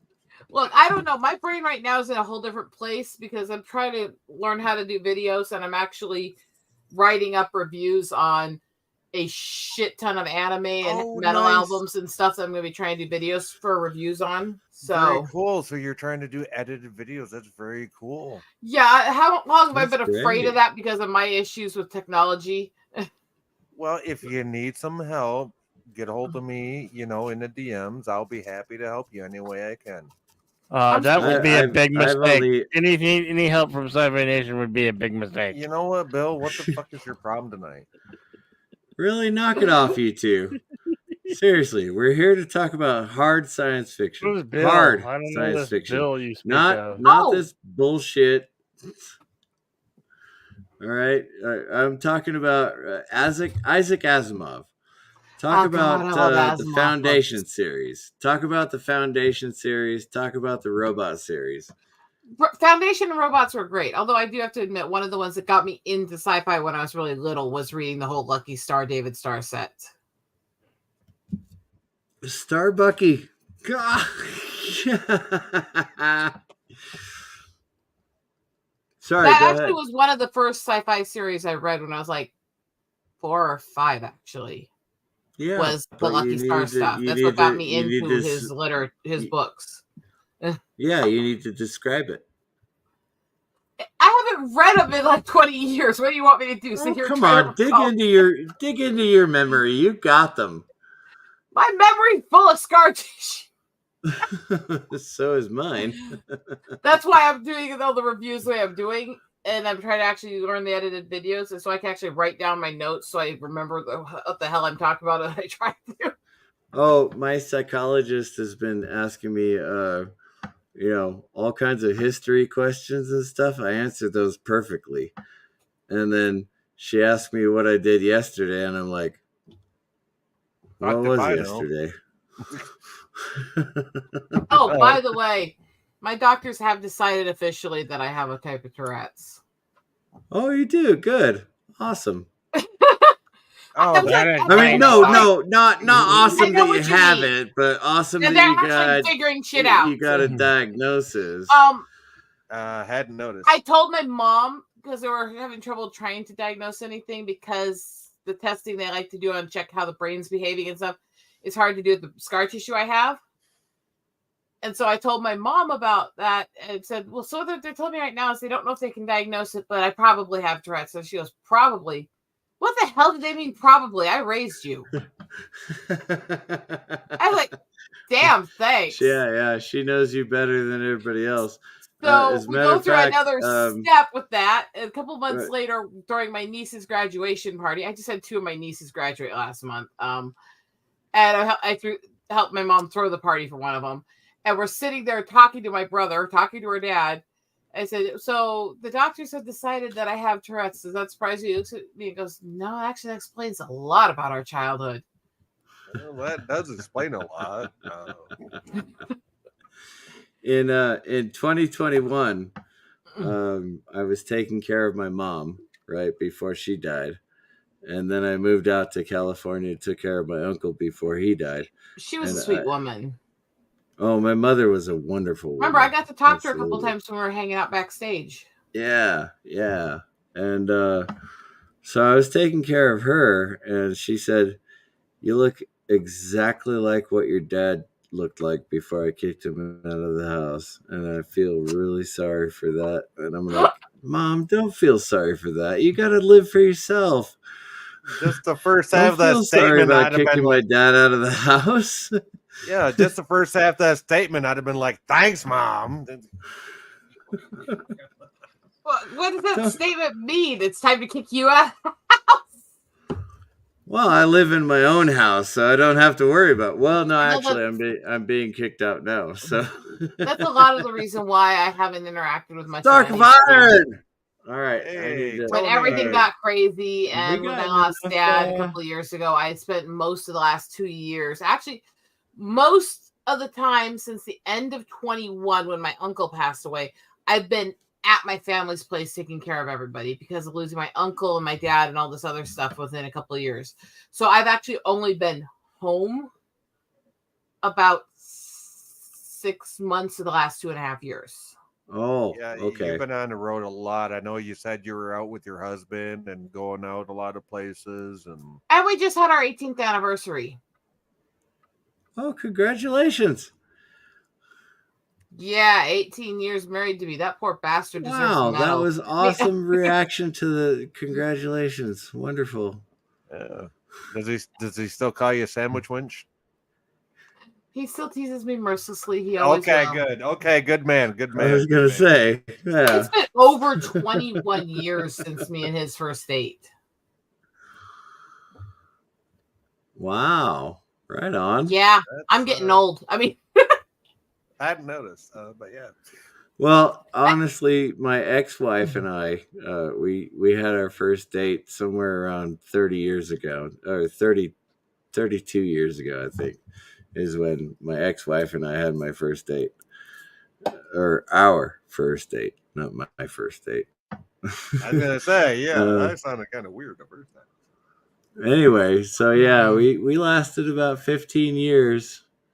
We got 4 kids out of it, though, so I'm happy with the 4 kids. But we're talking about hard sci-fi. Hard sci-fi. I know, we keep getting distracted. Yeah, we always get distracted on late night streams. Maybe I should rename it Soup, except I don't know how to rename the damn StreamYard. Oh, you have to do it. That's all right. Yeah, you have to do it in StreamYard. We'll just keep it with sci-fi and fantasy because I really do want to talk about hard sci-fi. How many novels have you guys read from the classics? You know, Arthur C. Clarke. Oh, God. I already entered Larry Niven, right? I'm like sitting here trying to go over the list in my head, both from classics to obscure sci-fi books and stuff like that. I mean, hell, even just the Star Trek and Star Wars books I've got between Arthur C. Clarke. Arthur C. Clarke wrote 2001. Space Odyssey.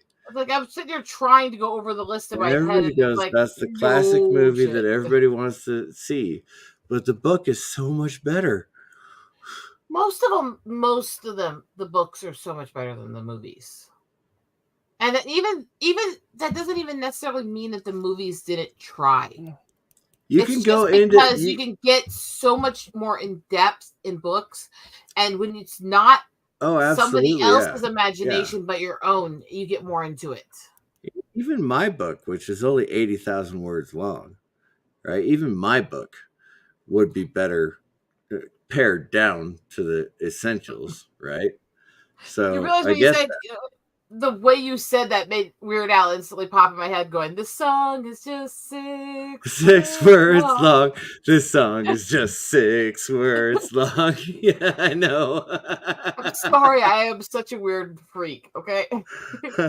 I know. I say it's only 80,000 words long, and everybody's like, 80,000 words? Oh my God. If No, my actually, that's professor not really that made me do that, long. I'd be like, oh my God. It's like, yeah, it's like I'm sitting there thinking, because even the ones that I don't like the stuff that they espoused and believed and stuff, I still read a lot of their books. I still read them even if I disagreed with their assertion in the books. I wanted to read, I wanted to study, I wanted to know the different viewpoints of people. I wanted to read different types of fiction and fantasy. And so I didn't even care. I was going to consume it. And I remember reading all the stuff like H.G. Wells and shit like that when I was little. All It was right. Yeah. absolutely just a Of part of course. me. My coping mechanism through childhood was books. Anything and everything I could get in the library and read. I'm expecting Stark of Iron to get up on the panel pretty soon.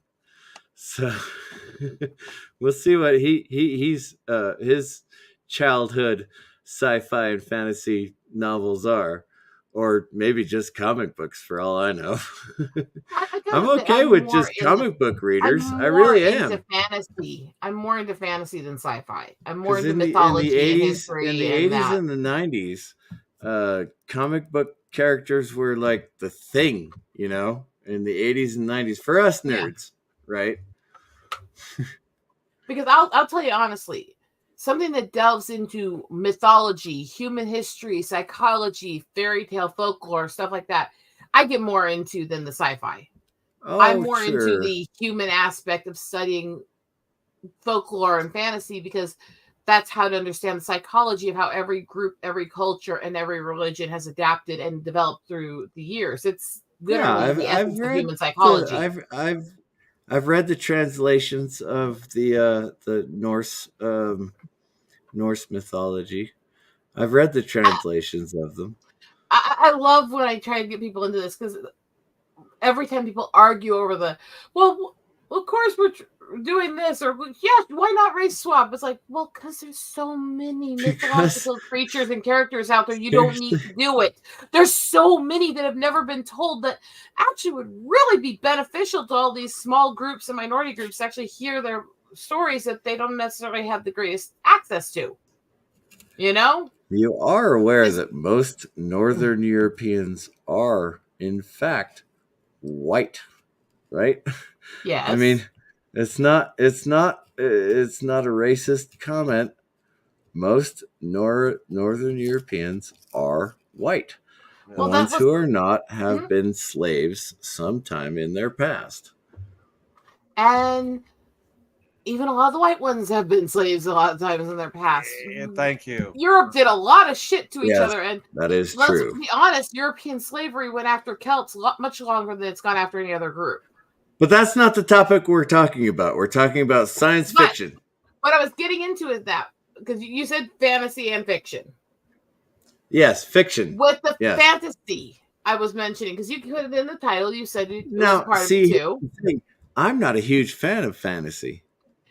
The I don't reason like I think I griffins. like it I don't like more, griffins. I don't like the magic format that they use. I don't like, every fiction I novel think, that I've read, I go, oh my God, seriously? well, is that a problem with the modern writing style, or the problem with the mythology and Oh the no, stories? it goes all the way back to the, when did, Because I love to study where we came Or is it from. a problem with the person reading or comprehending it that they just don't like that? well, yeah, exactly. Well, I'm It's, asking if there's a specific segment of it that you disliked in your reading because of how you phrased it, or if it's just not you. I'm trying to think of the author's name. She's superhuman. Is super famous. Mm. I said superhuman. I know. I meant super famous. um, oh, Mercedes Lackey. Okay. You don't know who Mercedes Lackey is? I don't remember names very often. Yeah, actually. those two words just don't go together. Mercedes means that you don't lack Well, anything. I mean, and then that wasn't Lackey always a means car. You know that, right? just saying. Mercedes was named after his daughter. Mercedes Lackey. No, not He's him. named after his Mercedes daughter? is the daughter. He was named. She was named after. Well, no, she wasn't even named after a car because she was. Well, anyway, it doesn't matter. I don't like her novels. I don't like her writing style. I don't like the fantasy. You know, I wasn't into D&D when I was in high school See, I or was, anything like but that. in fantasy, I'd rather get into things like classic Tolkien or David Eddings and some of McCaffrey and Madeline L'Engle, but most of the modern fantasy writers, I find it they either go so over the top trying to be artistic that they lose focus and you can't follow, or they Right. get so dry Yeah. that they're not telling the story well. And so I'm not a Right. big fan of most of the modern writers in that realm. I found that to be the case in a lot of modern sci-fi writers as well. Sci-fi, fantasy, I mean, just modern writers in general, I'm not as big of a fan of as the classics. And I think it's the writing style. The modern writing style is not as artistic and not as well articulated. I wonder how far back that goes. I honestly wonder how far back that goes because when I was in high school and I was reading the sci-fi and the fantasy, I enjoyed the sci-fi more, but I did read the fantasy. And I thought to myself, well, I like science fiction better. I like science better, honestly. And I'm a Christian. That's absolutely fine. And I'm a Christian, which means that about having faith that means we can't believe in science. They don't actually disprove each other. No, they do not contradict each other. They do not. However, many Christians and many atheists believe that they do, but I don't. I've never understood that. I've never understood. Okay, first of all, I don't understand the supposed Christians who take the 7 days of creation literally when God said his time is not our time. You know, I actually prefer I really don't get that. I actually prefer the translation 7 eras. That's probably more accurate. The thing is, again, even if it says 7 days in original, which honestly is the closest. Yeah, I know the King James version was very biased. Yes. How do you condense 4 billion years into 7 days or 6 days? No, that's the thing. That's why I believe more. That's why I believe more in the 7 eras than the 7 days.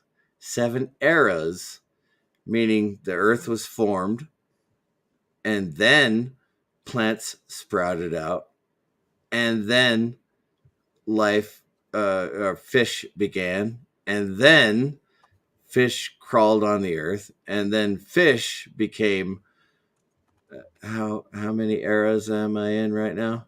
You're 5, like right? Okay. Yeah. And then they became mammals. Dinosaurs died out, and then the human race began. We're in the 7th era. See, okay? And that's closer to what it is. That's the thing is because again, the whole biblical point that's made is that God's time is completely separate of human time, and literally millions of years can pass for us in a second to Him. So how can you say it's 7 days of our time when God was the one counting the time at that point? Exactly, our time if is you think creation. If you think of it as 7 eras,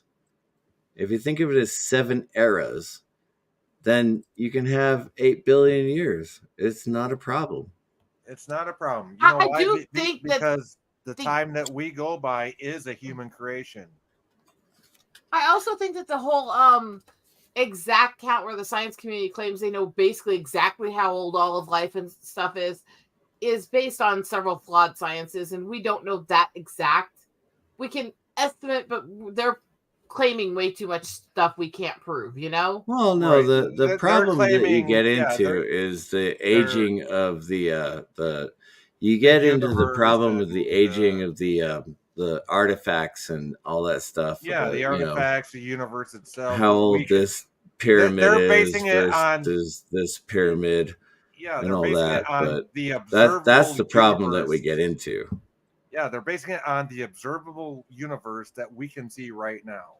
Right? They're not taking into account anything that happened before.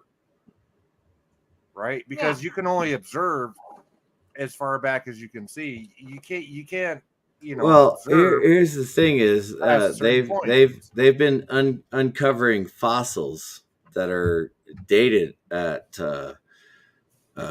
20,000 years ago, which is They've consistent, been doing that for which is decades. consistent with the Darwin theory of evolution and all that. Darwinism, And yeah. so you have consistency.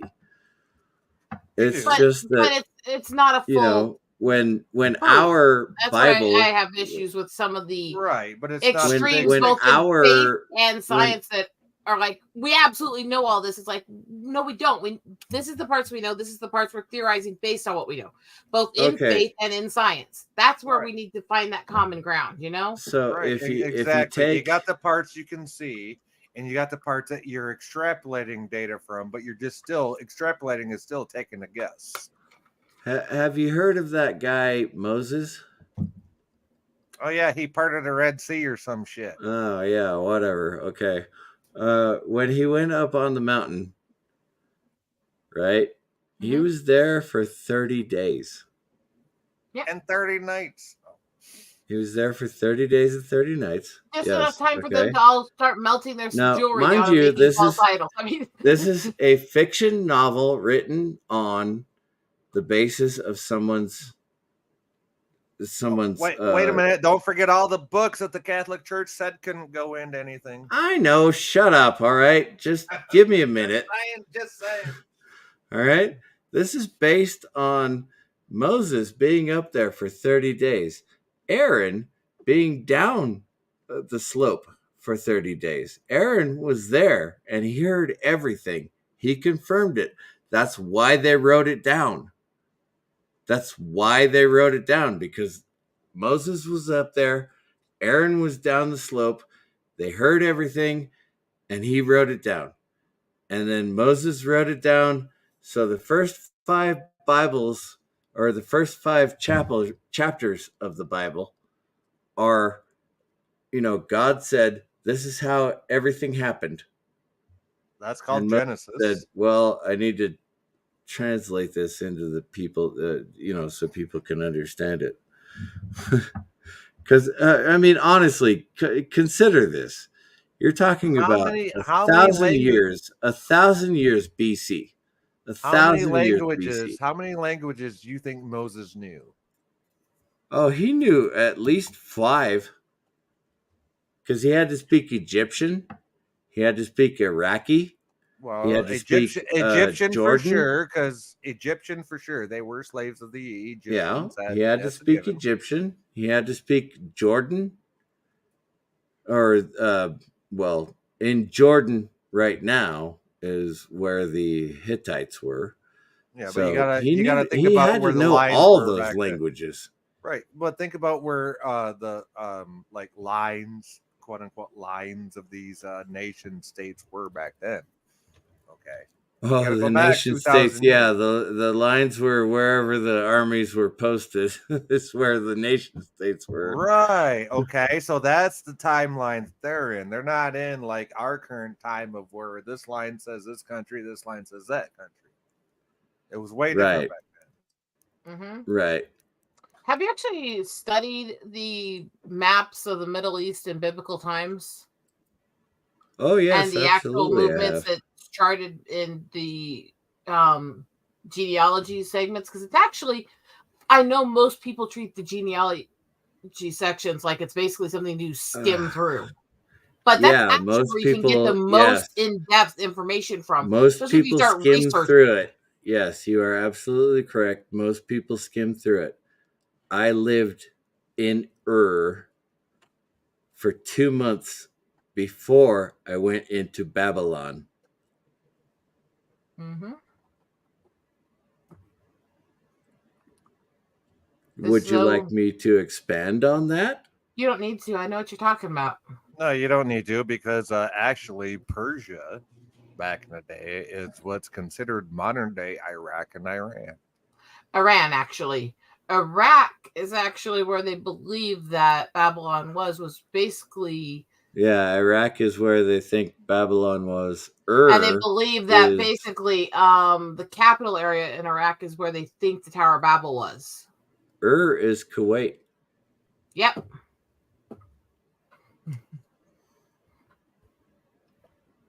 So I have been in I have been in Babylon, and I have been in where's that where Jonah was supposed to go? He got spit out of the whale and he went to Nineveh. I've been in Nineveh. As a matter of fact, there was a monastery in Nineveh that I actually got to visit because the Kurds are awesome.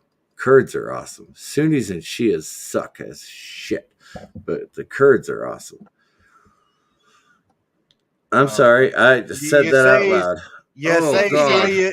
Yeah, I was gonna say CCTV. You say Sunni and Shia, but those are not only where they live, but that's also part of their religious sites. Yeah, I said that out loud. I'm sorry. I should not have said that out loud. Anyway, I've been in Nineveh. Yeah. So, yes, I know what Jonah was going through when he sat on that tree and he said, God, why did you make me come here? What a charming way to describe it. No shit. Why'd you make me sit on a tree and come? I sat on a tree and I said, God, why did you make me come here? I sat on a tree and I came. Darn you, God. Why'd you make me do it? You guys are terrible. I'm going to hell for that, and you're all coming with me. If you're going to hell for that, then I'm really going to hell, considering how much Cards Against Humanity we... No, we're not just playing Cards Against Humanity all the time. You have no idea how sick my deck I'm building is getting, and I'm making most of these cards myself. I know we're supposed to be talking about hard sci-fi, and I'm going to get back to hard sci-fi. I don't want you to be hard, thank you. I mean,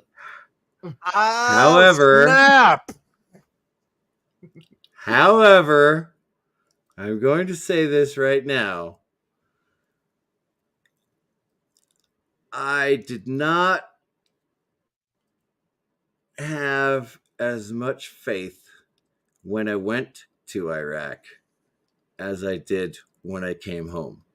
Really? Because I heard there's no atheists in the foxhole. Well, I was a Christian before I went over there. All right. So I have a lot more faith now than before I went, which is strange. I mean, when you're facing death, most people will tend to try to find something to believe in and hope for the best because they don't want it to be over, basically. That's a part of human nature. It's why the whole atheist thing is such an interesting thing. But I've been getting into it because, again, I like hearing other viewpoints. I like seeing other things. I love studying both mythology and science and where they interact and how they interact and the dragons that are based on dinosaurs and other stuff and all this stuff. It's really fascinating. It is. What drives me nuts is I want to have discussions and debates on science with people, but you try to talk to the modern science. May I ask you to advertise the link? I'm not ready to go to bed. Yeah, I know we've been going for 2 hours. I put it on the Twitter, Twitter, and in my Discord. You advertise the link, and I know you've got a lot more followers than I do. So, Adam, shadow band is up, but give me a minute, and I will. Just let me finish real quick what I was saying. No, Rosetta will help you out, but there's no. But what I was saying is, what drives me nuts is I want open discussions with people. I want to talk to people of different faiths and lack of faith, different scientific beliefs, different scientific communities. I want to learn everything I can, but I can't find people on the atheist side who are willing to actually have this conversation and actually I talk know about one. the science. One second, okay. let me finish my point before you go into it. No, you're good. That actually go into the science without taking the cheap shots of sky god, cult, brainwashed, and stuff, and anybody who believes in faith. I know. That's the biggest I problem know. I have with Yes. atheists Yes, is they're- because they go, "Oh, well, you're just talking out of your ass because you believe in the sky god." There is one that I know, and Mr. CCDV knows the same guy. His name is Vile Mike. He will have that conversation. He is an Oh atheist. yeah, Vile Mike will have that Because except that he has to work tomorrow morning, so he's not going to be available tomorrow right. tonight. And honestly, the best time to catch him is on his YouTube channel on Sunday mornings. I No, think it's not either Sunday 9 mornings anymore. It's Saturday mornings now. Oh, is it Saturday? Okay, he changed it to Saturday. Saturday mornings. I think it's 9 or 10 a.m. You guys think I haven't been keeping up? No, I know you have. I'm not saying nothing bad about you, bud. I'm really not. I didn't know he changed it from Sunday to Saturday. I didn't know that. Just because I haven't been able to sit at my computer doesn't mean I haven't been keeping up with you guys.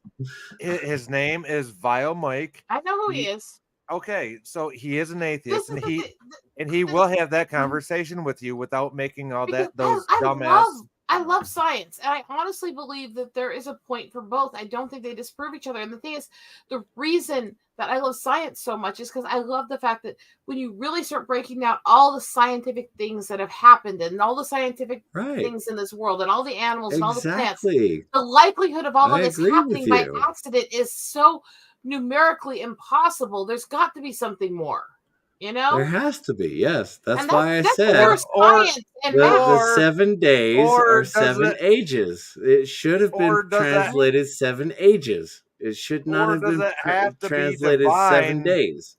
Or does it have to be divine because our understanding of the universe is so minuscule that we can't see? No, that's not what I'm talking about. I'm talking about the sheer mathematical probability of these things happening by accident. Right, that's what I just said. I thought. Yeah. No, it's not about us not knowing. For me, because I absolutely believe we're a little feckless. Oh my God, Captain Robert April! Holy cow! I haven't talked to you in a long time. I just shared it. He's basically my partner in crime for the last year. We're always streamed together. So I just shared the link out. So he's going to show up. True story. Okay. But, what were we talking about? Oh yeah, the 7 ages of the Earth. Mm-hmm. Now that's my belief. Now, mind you, of course, there's going to be 8 ages of the Earth after we're what do you call that? The apocalypse. Yeah, the apocalypse. After the apocalypse, there's going to be an eighth age of an Earth. But right now, I'm the gap theory guy, and nobody believes me. You know, like, of course, there was, start with the amoeba, and then translate into a fish, and then translate into a mammal, and then translate into dinosaurs, and then translate into. I believe in 7 ages of the Earth. Now, see, this is a theory I have not heard before, so I find it very yes, I did share the link, Robert April. That's honestly where I thought you came from. Go check my page again. Yeah, it's only like six posts above you. Yeah, Daniel's Hot Topics. Hey, scroll to the top if you want to join. I'll put it back in if you guys need me to. Robert April, you literally showed up like 30 seconds after I posted that I was streaming with him and shared the link to the chat. Yeah, yo. All right, you guys are welcome to come up. But remember, we're talking about hard sci-fi. Let's get it hard in here, guys. Come on. Yeah, all right. We're not. We ended up in religion, but we didn't mean to go there. But religion we intended to do hard sci-fi. As you were saying, we were talking about the science of it. This is where I was getting into, and what I was talking about was sheer mathematical probability. the amount of things that would have to fall in place just for every single form of life and plant to be created separately are and just also, so And massive. Jedi Bill has returned to the channel. Hello, and, Jedi Bill. Hello. and also Tony Stark is saying he will be able to join. Oh, I know. I know. Okay, good. He's got to put some food in his mouth and Yep, he hope just for got the off work best. and he needs to feed himself, which is completely understandable. I imagine his voice is shot from over the weekend because he Oh, sings. did he have a? He did sings have a more big than show? I do. Oh yeah. Well, Tony, he sings through like 3/4 of his show. So. Not that I watch those shows because I sit in my chair and read the Bible all day and every day. Oh, sure you do. Yeah. Sure, I do. Right. Now I sit and be good in church all the time, and I don't sit here listening to heavy metal and headbanging all the time. Yeah. What's up, Bob? Not much. Yeah. And I don't you spend too, hours right? a day playing Cards Against Humanity and writing really fucked up, twisted, psychotic cards, do I? Have you No, gotten to all the no, sick and no. twisted psychotic cards we've sent to you since then? No, I need to go through all the messages, make sure we have them all in the deck, and actually do the proofreading and the. There's probably Wait, another wait. 100 waiting for you. At least. I got a question. Can I get a Mhm. sampling of the questions and send you some answers? For God's sake. We That'd need, take you forever need question for cards people- too. That'd be Just go telling. buy a deck. Just go buy a deck. It's only No, we're 20 bucks. actually Go No, buy because a it's more deck. building a fun creating digital your deck. own. Come on. We're actually custom building a digital deck Yeah. with our own sarcastic, twisted answers and questions. Oh, yeah. Right. Really? That's what I'm asking. Can I be did of not know that. service? Just anything you can think of for black or white cards that you think's funny, just message to me. If I can fit it into the deck, I will. I don't even know what black or white cards means. In other words, question or answer. Yeah, Right. the black card one with the blanks, right, those where I got to fill in the blanks. Send me And some the of white those. cards, the white cards are you filling in the blanks. Really? Oh, well, No. then send me the You fill in fill the out the blanks. white Why cards not send you a first. goddamn thing? You send them to us. We do. You fill out the white cards first, and then you send out the black cards. Yeah. You Come on, don't. You no, really no. don't. You don't really send out the don't- black cards first. you What's really wrong don't with you? Want to know the Do I need to start a questions. game to demonstrate here or what? Come on. Well, see, I'm just trying to help out here, and y'all are confusing me with what I gotta say. I'm trying not to explain. confusing If you. you want to contribute ideas, just message them to me. Let me know if you think this would be a good question or a good answer, and I'll see if I can make the card work grammatically for the cards. Okay, and how Shot evil? slop? So What is how shot slop? how family friendly is this game? Not at all. I have cards about cannibalism, abortions, and other Oh, stuff. that's okay? nothing. Okay, good. No. No. We go very, very dark. We go very, Very dark sick and with twisted. the way We can't write even it. say the words on the air, okay? They'll be in the screen. We can't say them unless their channels That's get not the flagged, kind of game I want to actually be in. Believe Well, it or don't not. worry. I'll try not to say Snape out loud in the Mhm. cards I'm Yeah. gonna send you. So, like I said, CCDV, it's a dark humor thing, and for me, it's a survivor thing. I Oh, don't no, expect I you love to play that playing on Cards your Against channel. Humanity. I do. Our It's deck is just a hilarious. really dank deck. Oh, yeah, I yeah. mean, And we take But shots. I at each other, don't too. know if I could go all the way into the dank depth. Oh, You know, yeah. I mean, don't she said, give me some abortion joke. Okay, fine. What? and I am a very pro-life girl. I make Yeah. jokes Mhm. about predators. I'm a survivor. I make jokes about the stuff that's been done to the tribes as the native girl. I joke about the darkest shit that me and the people I care about have been through in the cards. I mean, I got one of them. It's like how many aborted fetuses it takes to make a Hungarian goulash. That's sort of Oh, I That get kind of- it. yes, Okay, okay, Parrot, I'm supposed to do 2 shots. Well, I don't have any liquor, so. You got a liquor before Well, you stick her. well, 2 hits. I don't know. You got a liquor but before anyway, you we're stick her. trying to talk You about got a sci-fi. liquor before Yeah, you stick her. okay.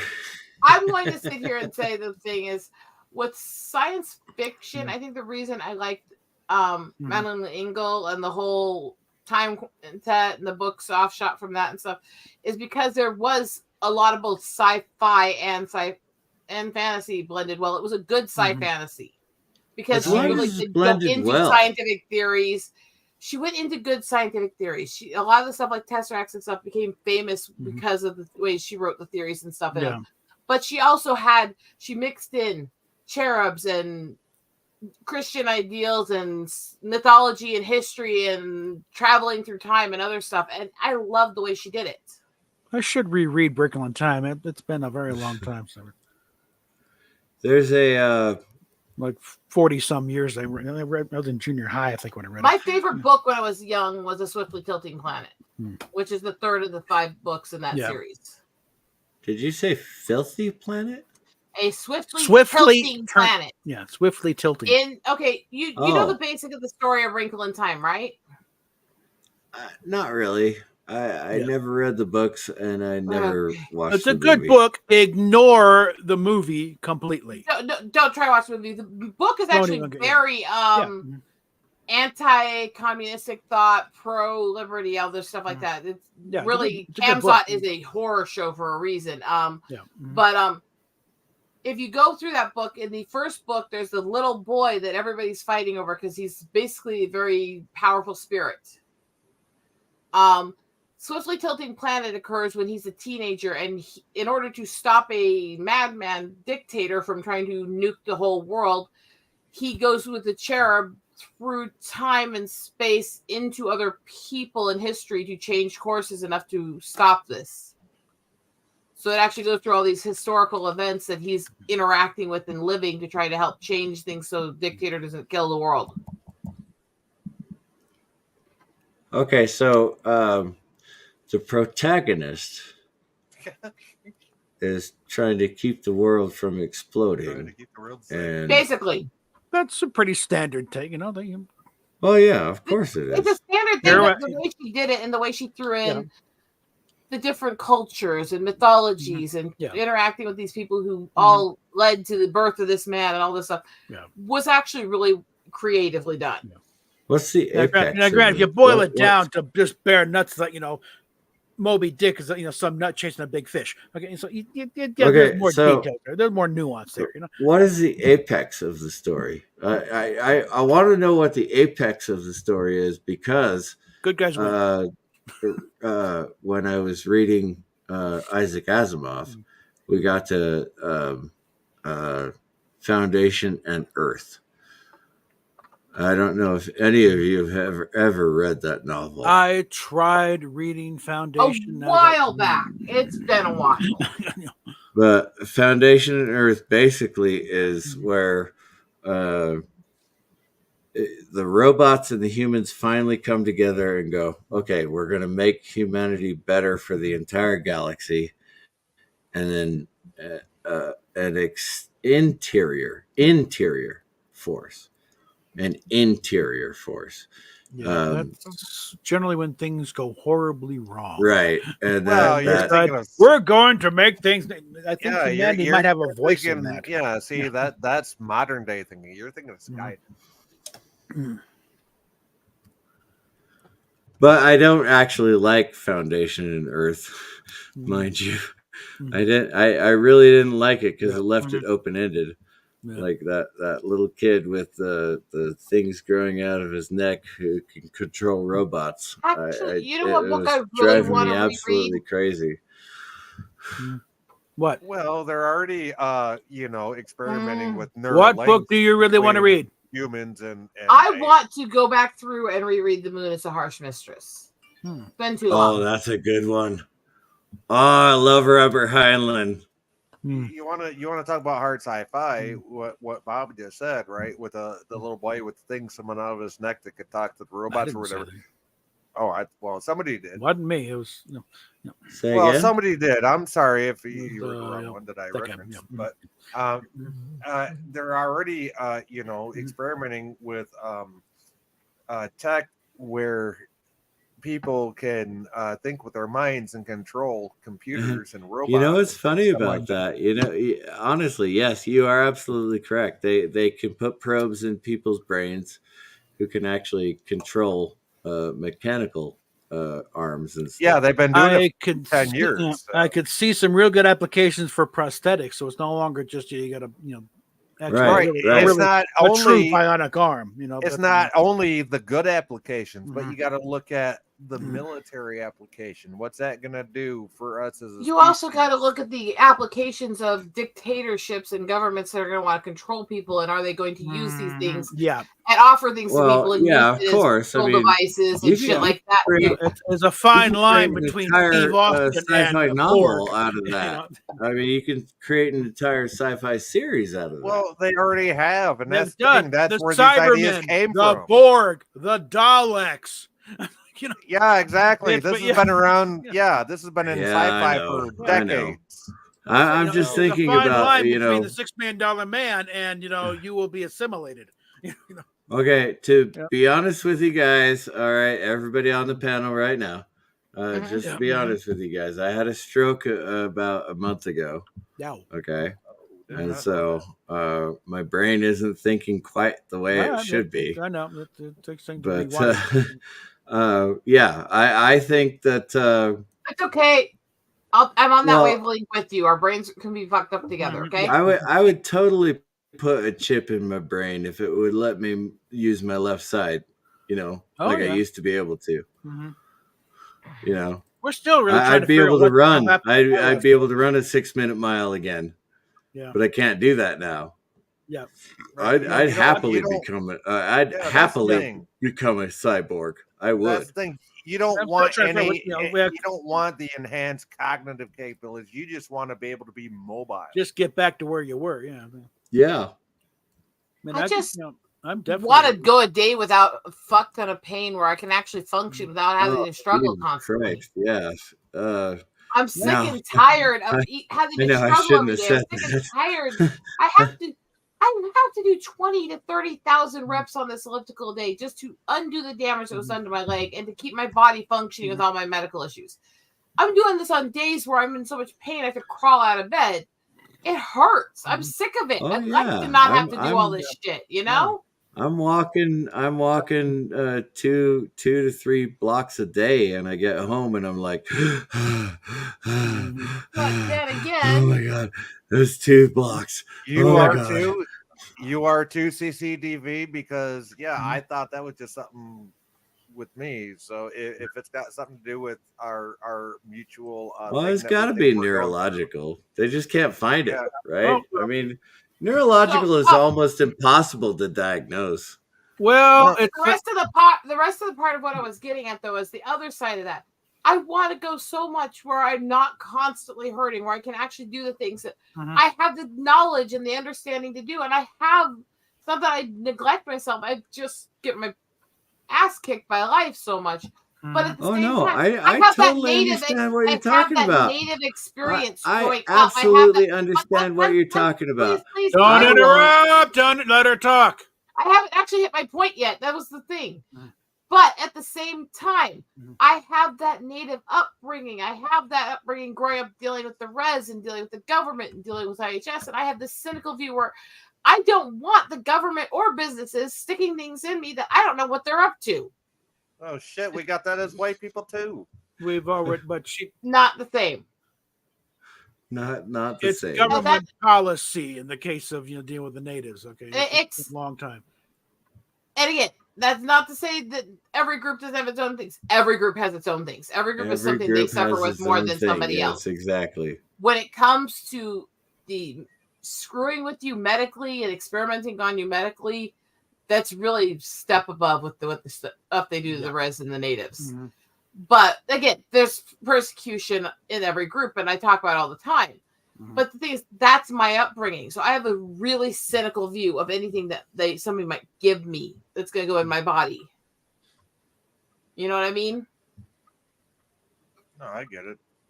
It's like there's a reason why blacks don't trust them because just say the word Tuskegee. Well, this is the one that you don't even have to say the pilots. No, no, not the pilot program. Not the other program. Pilots. I understand that. Let's just stick them full of syphilis and see what happens. And so yeah. But and this was within living memory. You mentioned Tuskegee because you said that was that's a experimental group, of course. Well, I was an experimental group for the anthrax The U.S. vaccine. Army, yes, I got the absolutely. anthrax vaccine 18 Oh yeah, the times. military. It's like a U.S. capital Army thing. bases, U.S. Army bases, probably in the U.S. besides the natives, have the most experimentations on people Well, it's a capital. without They their do. permission. Get And this, it's a get huge this shot, or you're overlap, getting too. court-martialed. They do, and it's a huge overlap too, because remember, the highest percent per capita of any group in the military is native. We are less than 2% of the population. We are almost a quarter of the military now.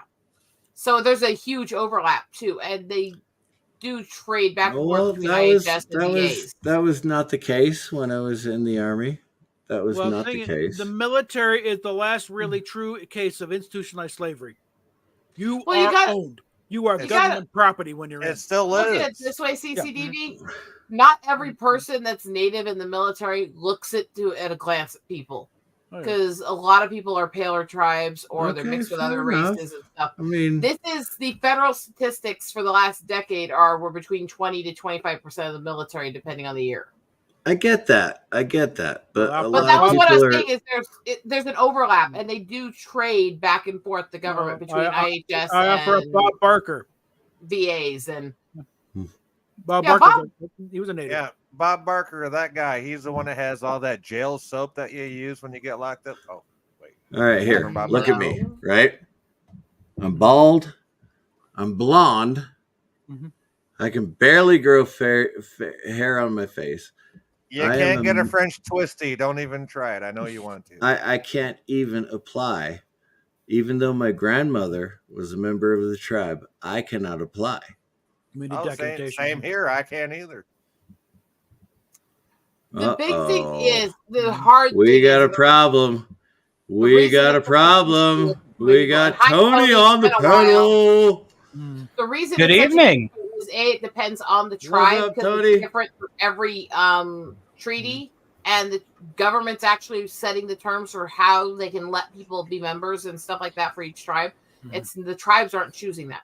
The government's enforcing those on people. And some of the tribes, you can have parents that were tribal members, but if somebody didn't sign you up at this point or this point, you can't get there's tribes where you can be literally as close to full blood as you can be. No, If your parents didn't register to the tribe, you can't become members. Or I you could be a understand that. member I of understand a that. I almost just don't extinct care. tribe. Yeah. Or you could be a member of an almost extinct tribe like me that got swallowed up by another tribe, but the tribe that swallowed you up says, "Oh, well, you don't meet our standards." So, Well, that was the problem. which with is the what happened to me. Siksika. So. They got the Siksika got swallowed up by the The Navajo. Saginaw Chippewas swallowed up the Cree Indians up here. Yeah, where I'm not live. worried about that. When I got my certification with the tribe and stuff, because of doing the native artwork and stuff, I have to in order to sell it. Why are we talking about this? We're supposed to be talking about sci-fi and fantasy. Well, This is not fantasy, and this is not sci-fi. Well, we're just having a conversation, and I do want to This say is hello. where it wound up. Okay. Yeah, It is Can I where it just- wound up. Let's talk And, about sci-fi. and, What's your hello- favorite sci-fi, Tony? hello to Wow. Tony. Yes, hello, Tony. Yes. Good evening. Sounds like you guys are having a lot of topical discussions. Figured We're in all the over vein of the place. mission statement, we should probably bring her back home. I brought a couple of some of my postulates and a few of my ideas based on what I've experienced through science fiction. We can go around the horn and discuss, some of our favorite elements of certain things. Just get back on topic, shall we? Honestly, I thought about starting. I really wanted to name it the Triumvirate. Isaac Asimov. Oh, No, come on, don't even start. Isaac Asimov, Robert Heinlein, and Arthur C. Clarke. I was That's thinking the of Andromeda when I heard. Don't forget Jules Verne. Yeah, that's it. Well, that was pre Atomic Age. Oh, so we're going with Atomic Age Forward? I think so. I think that would be the best. 1950s on. Oh, I okay. mean, Thank you. we could go into pre-atomic age. Yes, absolutely. I need decades, please, if we're talking. Well, the concept of science fiction, the reason why I say Jules Verne or even Mary Shelley, the reason why we call it Mary science Shelley. fiction is because it is Frankenstein. considered a fictional Oh yeah, concept you're going back to before the it is fact. 1860s. Yeah. Right. So Because Mary Shelley you was. just go to a You could certain bracket. say that Frankenstein was the first sci-fi novel. You could say that. It's one of the first. Yes. One of the first. Yes. Absolutely. There's points to that actually, because it's supposed to, while it's fictional, it's also supposed to be based more on actually technology, which that was less. It had elements of sci-fi, but it was actually based more in fantasy. No, see, here's the thing. I'm not worried about technology. No, that's part of the we're not worrying about between. No, that's part of the official distinction between fantasy and sci-fi is based on technology versus. Good morning, Padawannabe. That's why I said, while you can count parts of Frankenstein because he was trying to develop technological ability, it has more elements of fantasy than it does science fiction. Well, of course. I mean, you're talking that, about science fiction points, that was. And I really don't want to. Your points are valid. So let me throw a discussion. question at you. Eagle. Where do you sit somebody like Dr. Doom, who is a technocracer? It's mostly sci-fi, but there are still elements of fantasy. It's definitely a science fiction side of the sci-fi. It's elements. Comic book science fiction. Anything there's a huge crossover point in the sci fantasy realm, here's which the is thing, the cross all right? between the two. We have in our pocket, everybody, and I know because I've heard a lot of your phones going off. Okay, we have a lot of this, and that's more intelligence that went into our phones than went into the 1969. You know what? Moon They had landing. slide rules and 84 megs of RAM. Correct me if I'm wrong. I'm sure I got that. Well, it's also they didn't require a lot of computing power to land. They only needed the computer to do certain things. They didn't need to look up, what's going on IMDb with this movie came out and said. Well, no, they just I understand control the thing. So it's pretty rudimentary stuff. What I'm saying is science fiction in the 1920s. I mean, just go back to the 1920s, and you're talking about walking on Mars with Burroughs.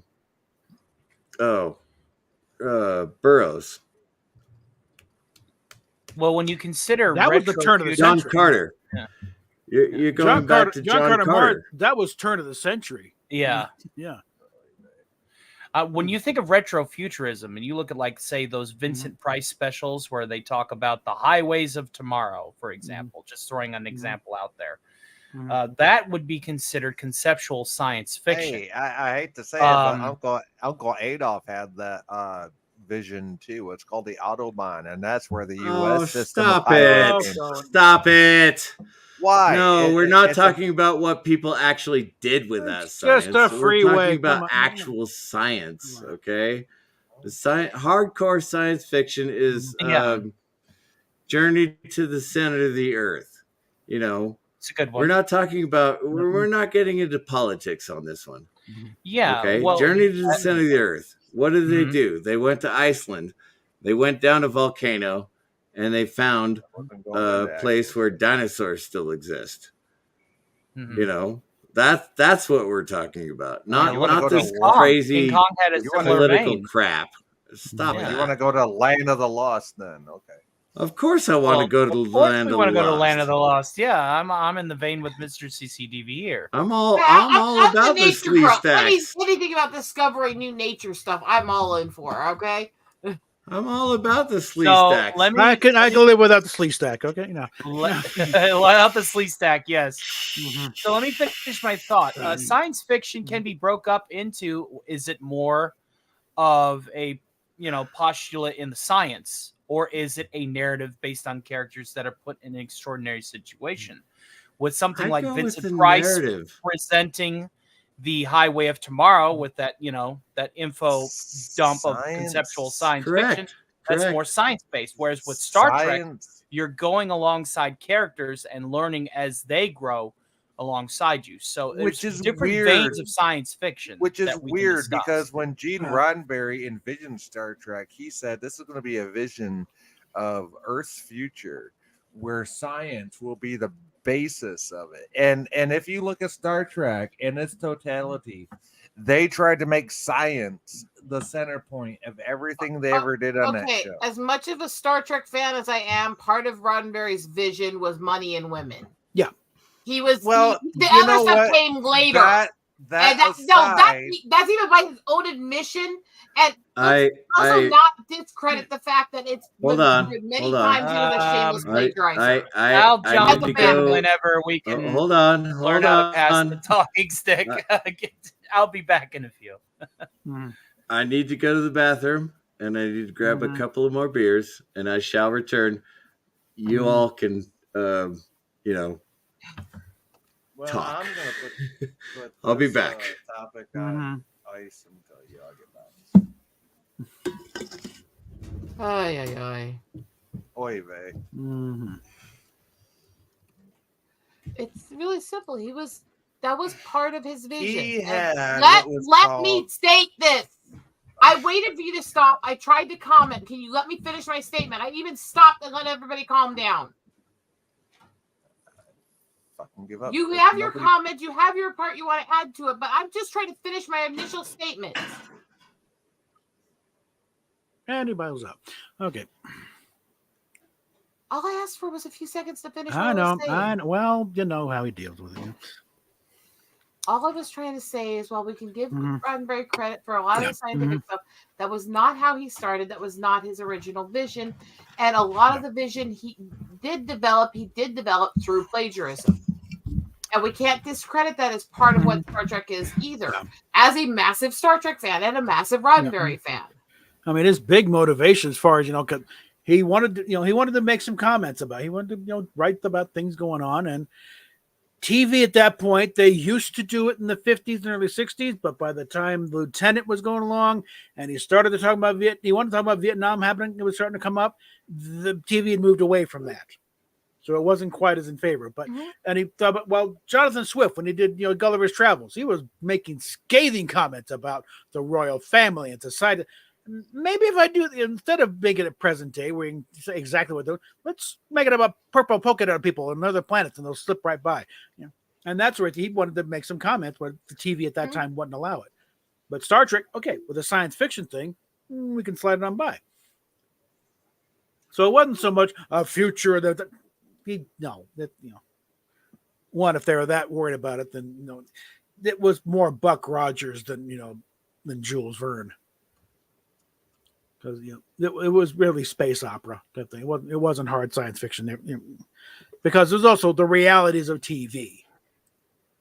The only way you get away with anything resembling a hard sci-fi thing is like an anthology show like The Twilight Zone or Outer Limits, where you can get a little highbrow. But you want people to come in every week. You got to in a way, the Wagon Train to the Stars line was a bit of a cheat. He was going a little higher, but in order to get to the network dullards, it's like Wagon Train, but in space. That thing. Okay, we can relate to that, and then bring them along the ride.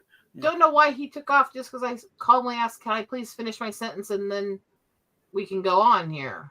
I just feel that there was a lot of people talking at once, and that's why I was like, let me just. Yeah, you were fine.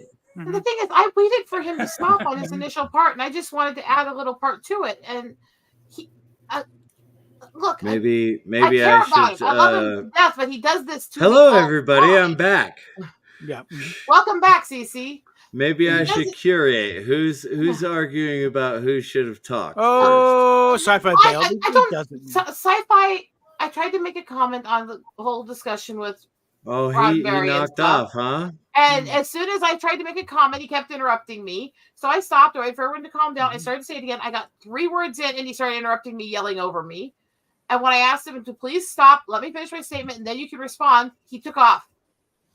Okay. Well, it's Sci-Fi channel. He cannot sit by to say without chiming in. Let's move on from the drama and talk about our favorite sci-fi. Whenever you have a large panel like this, it's always good to structure your discussion Yeah, and be like, well, let's talk establish about a old point. sci-fi Next, movies or yeah. old sci-fi books. Okay, Like, we'll for start with a instance, subject and go around the table. well, for Yes, we instance, need- I'll we- start with the one where Gord is the big robot, that's From all the- wrapped from- in tinfoil. The day the Earth Um, stood still. The That's a Earth, good the one. day the Earth stood still. Mhm. I don't like the remake, not the remake. No, I no. don't We're think talking about anybody here the. does. No, go with the Bob Wise original. Yeah, yeah. Yeah, how many have you seen? How many of you have seen the Bob Wise original? I haven't. I've never watched it completely. I've seen plenty of clips through the years, but Really?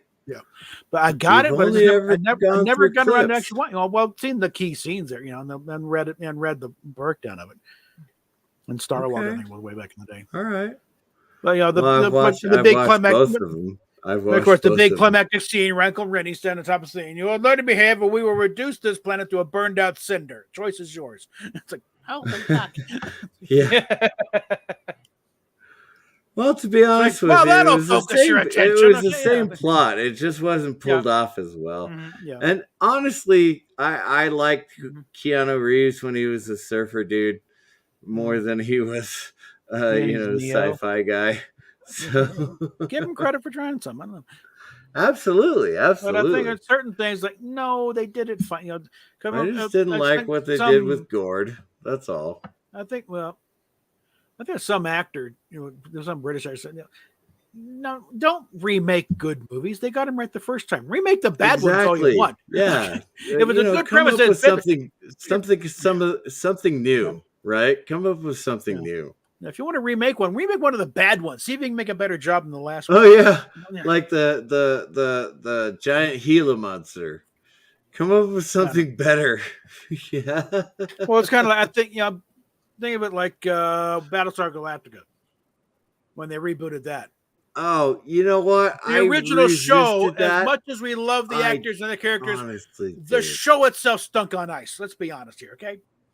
It wasn't I really given enough prep time. They resisted it rushed a these things long through. time. They, especially later on, they started to get the footing like the last couple episodes. Now don't They finally figured what they're doing, but a lot of it was just like, my God, this is bad. count Battlestar Galactica as one of or Battlestar 1980 as one of the classics. No. Please don't. 1980 was a symptom of the same thing. Okay, even less time to prepare, and almost everybody's bailed out. And it's going to be stock footage from, and then of course you got the Galactica Boy Scouts running around. But that was because they was airing on Sunday nights at like the same time as 60 Minutes, and there were restrictions of what kind of programming you could put on that time of day. Time of the night. I know, but it's got to be educational or something child friendly. So, all right, well, about kids in there, and even the writers say, we know we're putting that crap. Now, Larson didn't give a shit. Yeah, whatever.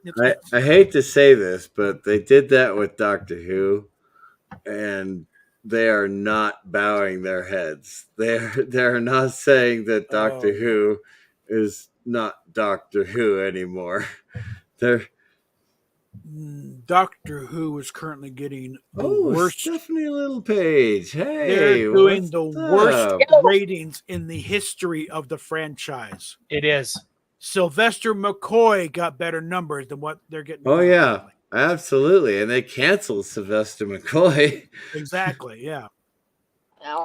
So it's like anybody. Oh, Russell's back. Russell's going to take in what got served with. Joey. No, Russell is and hit the accelerator. Yeah, exactly. He's like he goes to the dance clubs every night. From what I've heard, the glory hole every night. The one Stephen Moffat episode was considered it's the best of it so far. It's still kind of bad. But it's not as bad as the stuff around it. Bob? Yeah. Hey, guys. You're getting loud. Well, yeah. Oh, you're getting loud? You're not allowed to stay up anymore and play with your friends, huh? No, he's Well, allowed. that. I just don't want to piss off the neighbors. No, we're not going to. These places are pretty well soundproofed, unless they're by the door. Oh my God, Parrothead! I haven't seen Parrothead in a while. Hail to Honestly, I haven't Parrothead. hosted a show in a while. You No, haven't. you haven't. I know Honestly, I can switch you guys all around if I want to, but whatever. Well, I think I should probably get back to doing some stuff for YouTube. So No excuses. I know I excuses. just got here, but my voice is, as you had stated prior, a little fucked. You are correct. You are correct. I So- know. Doing karaoke 3 days in a row is Well, we're going to still ruin your voice. I know We're that. acapella mostly, and playing Still piano alongside. Hardly any karaoke tracks anymore. Yeah, I prefer to sing acapella, honestly. I think that's my autistic side coming out. When I try to follow the headphones and the music, it throws me off. I had a I few usually things do it lined up. acapella. Talking I get- about your favorite type of warp travel was something Mhm. we could have thrown around. What constitutes for a sentient and sapient life was another question that I was going to leave you Oh, guys. that's a You're good here. question. Ooh. Well, Sapient, I mean, and versus sapient sentient. versus yes. sentient. Yes. Hmm. How Oh, how that's a live do you very think I good am in the question. middle of the night? Yeah. Well, hard sci-fi is hard sci-fi, and I have Yeah. about Hard 3 hours sci-fi is before I go hard to bed. sci-fi. Exactly. So Oh, which don't get one me wrong, I is have which? these kinds of debates enough. I just Mhm, like So I'm which not one there. is correct? Sapient or sentient? Mm-hmm. Because Yeah. sentient Sapient, means you feel, yeah. Mhm. right? And react. Sentient means you feel. Mm-hmm. Feel and react to the feelings. You react to Yeah. stimuli. What does Well, sapient slime molds mean? do that. Yeah. What does Sapient is mean? thinking. That's thinking. Exactly. Yeah. Exactly. Yeah. That's the kind of conversation I wanted Mhm. to get into tonight, not the pop culture Which crap. do you think is actually a marker of human existence in life more? But definitely sapience. Intellectualism or emotion? Say again? Let's break it down to the core. Which one do you think is a better marker of the human existence? Intellectualism or emotion? Well, animals have emotion. No, that's Yeah. not the same thing. No. What we're No, but talking about is it's a subset of it. sapience. Look, It's a sapience is subtext. feeling. I Sapience know. is feeling and reacting. I know. Sapience is feeling and reacting. Never mind. I'm gonna dig up a Sentience. script here. Hold on. I actually had a point to the question, and I know it's not exactly the same. It's a section of it. But if you're just gonna sit Okay. here and stonewall me, No, then I'm I'll not gonna debate try. with you. I'll debate with you. I just wanted to These are clarify my different point. sections of that discussion. This is where I was going into, was the detail of the different fragments of it. I just asked a question. Well, I was trying to answer the question. Let her get the question out first before You you didn't can. really Okay. answer it. You I said apologize. you said it wasn't valid. The point was to ask you to define those two as a part of it, because both of those are a part of those two definitions. They're not all of it, but they're a part of it. Oh, I see what you're saying. I apologize for that. I do. Okay, so sapience. We're talking about sapience. Yeah. So emotion versus reaction. Emotion versus intellectualism, conceptualized thinking is the first part I want to go into. At least if I can follow Okay. my thought process here enough tonight. Well, fair enough. I got you on that one. Yeah. Well, I get relation to that is pulled to the transcript for a section of Measure of a Man, Next Generation. So that's what I wanted to ask you. Oh, the is your data, opinion the on data that. show. Yeah. Yeah. Your opinion on that. Which one do you think is the better marker on the human existence, the human psyche, the intellectual or the emotional? And that's the point where I think we can start falling into these definitions from. Wow, with data, that's actually a very difficult question with data. Well, let's see. We got Picard, Crescent, and Maddox here. So, Commander, would you enlighten us? What is required for sentience? intelligence, self-awareness, consciousness. Prove to the court that I am sentient. This is absurd. We know you're sentient. So I'm sentient, but Data's not. That's right. Why? Why am I sentient? Well, you're self-aware. That's the second of your criteria. Let's deal with the first, intelligence. Is Commander Data intelligent? Yes, it has the ability to learn and understand and to cope with new situations, like this hearing. Yes. What about self-awareness? What does that mean? Why am I self-aware? Because you are conscious of your existence and actions. You're aware of yourself and your own ego. Commander Data, what are you doing right now? I'm taking part in a legal hearing to determine my rights and status. Am I a person or property? And what's at stake? My right to choose, perhaps my very life. My rights, my status, my right to choose, my life. Seems reasonably self-aware to me, Commander. I'm waiting. This is exceedingly difficult. Do you like Commander Data? I don't know it well enough to like it, but you do admire him. Oh, yes, it's an extraordinary piece of engineering and programming. Yes, you said that. Commander, you have devoted your life to the study of cybernetics in general. Yes. And Commander Data in particular. Yes. And now you propose to dismantle him so I can learn from it and construct more. How many more? As many as needed. Hundreds, thousands if necessary. There's no limit. A single Data, and forgive me, Commander, is a curiosity. A wonder even. But thousands of Datas, isn't it becoming a race? And won't we be judged by how we treat that race? Now tell me, Commander, what is Data? I don't understand. What is he? A machine. Is he? Are you sure? Yes. You see, he's met 2 or 3 criteria for sentience. So what if he meets the third? Consciousness, even to the smallest degree. What is he then? I don't know. Do you? Do you? Or developer? Do you? Well, that's the question we have to answer. Your Honor, the courtroom is a crucible in which we burn away irrelevancies until we are left with the pure product, the truth for all time. Now, sooner or later, this man or others like him will succeed in replicating Commander Data. And the decision you reach here today will determine how we will regard this creation of our genius. It will reveal the kind of people we are, what he is destined to be. It will reach far beyond this courtroom and this one android. It could significantly redefine the boundaries of personal liberty and freedom, expanding them for some, savagely curtailing them for others. Are you prepared to condemn him and all who come after him to servitude and slavery? Your Honor, Starfleet was founded to seek out new life. Well, there it sits, waiting. Wanted a chance to make law? Here's your chance. Make it a good one.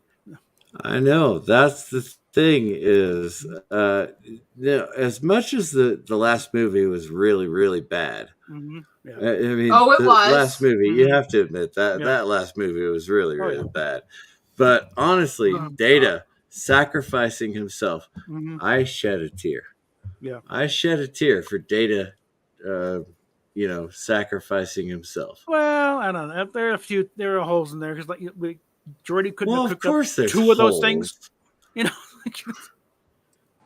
Of course, there's holes everywhere. I mean, there could have been a whole bunch of different things they could have done just so Data wouldn't have to sacrifice himself. He couldn't have just, set the phaser for overload, grab the card, they both beam out.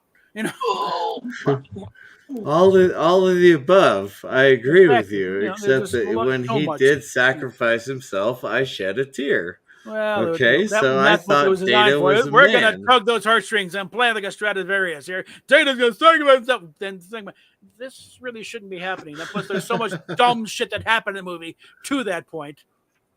Like when they found B4,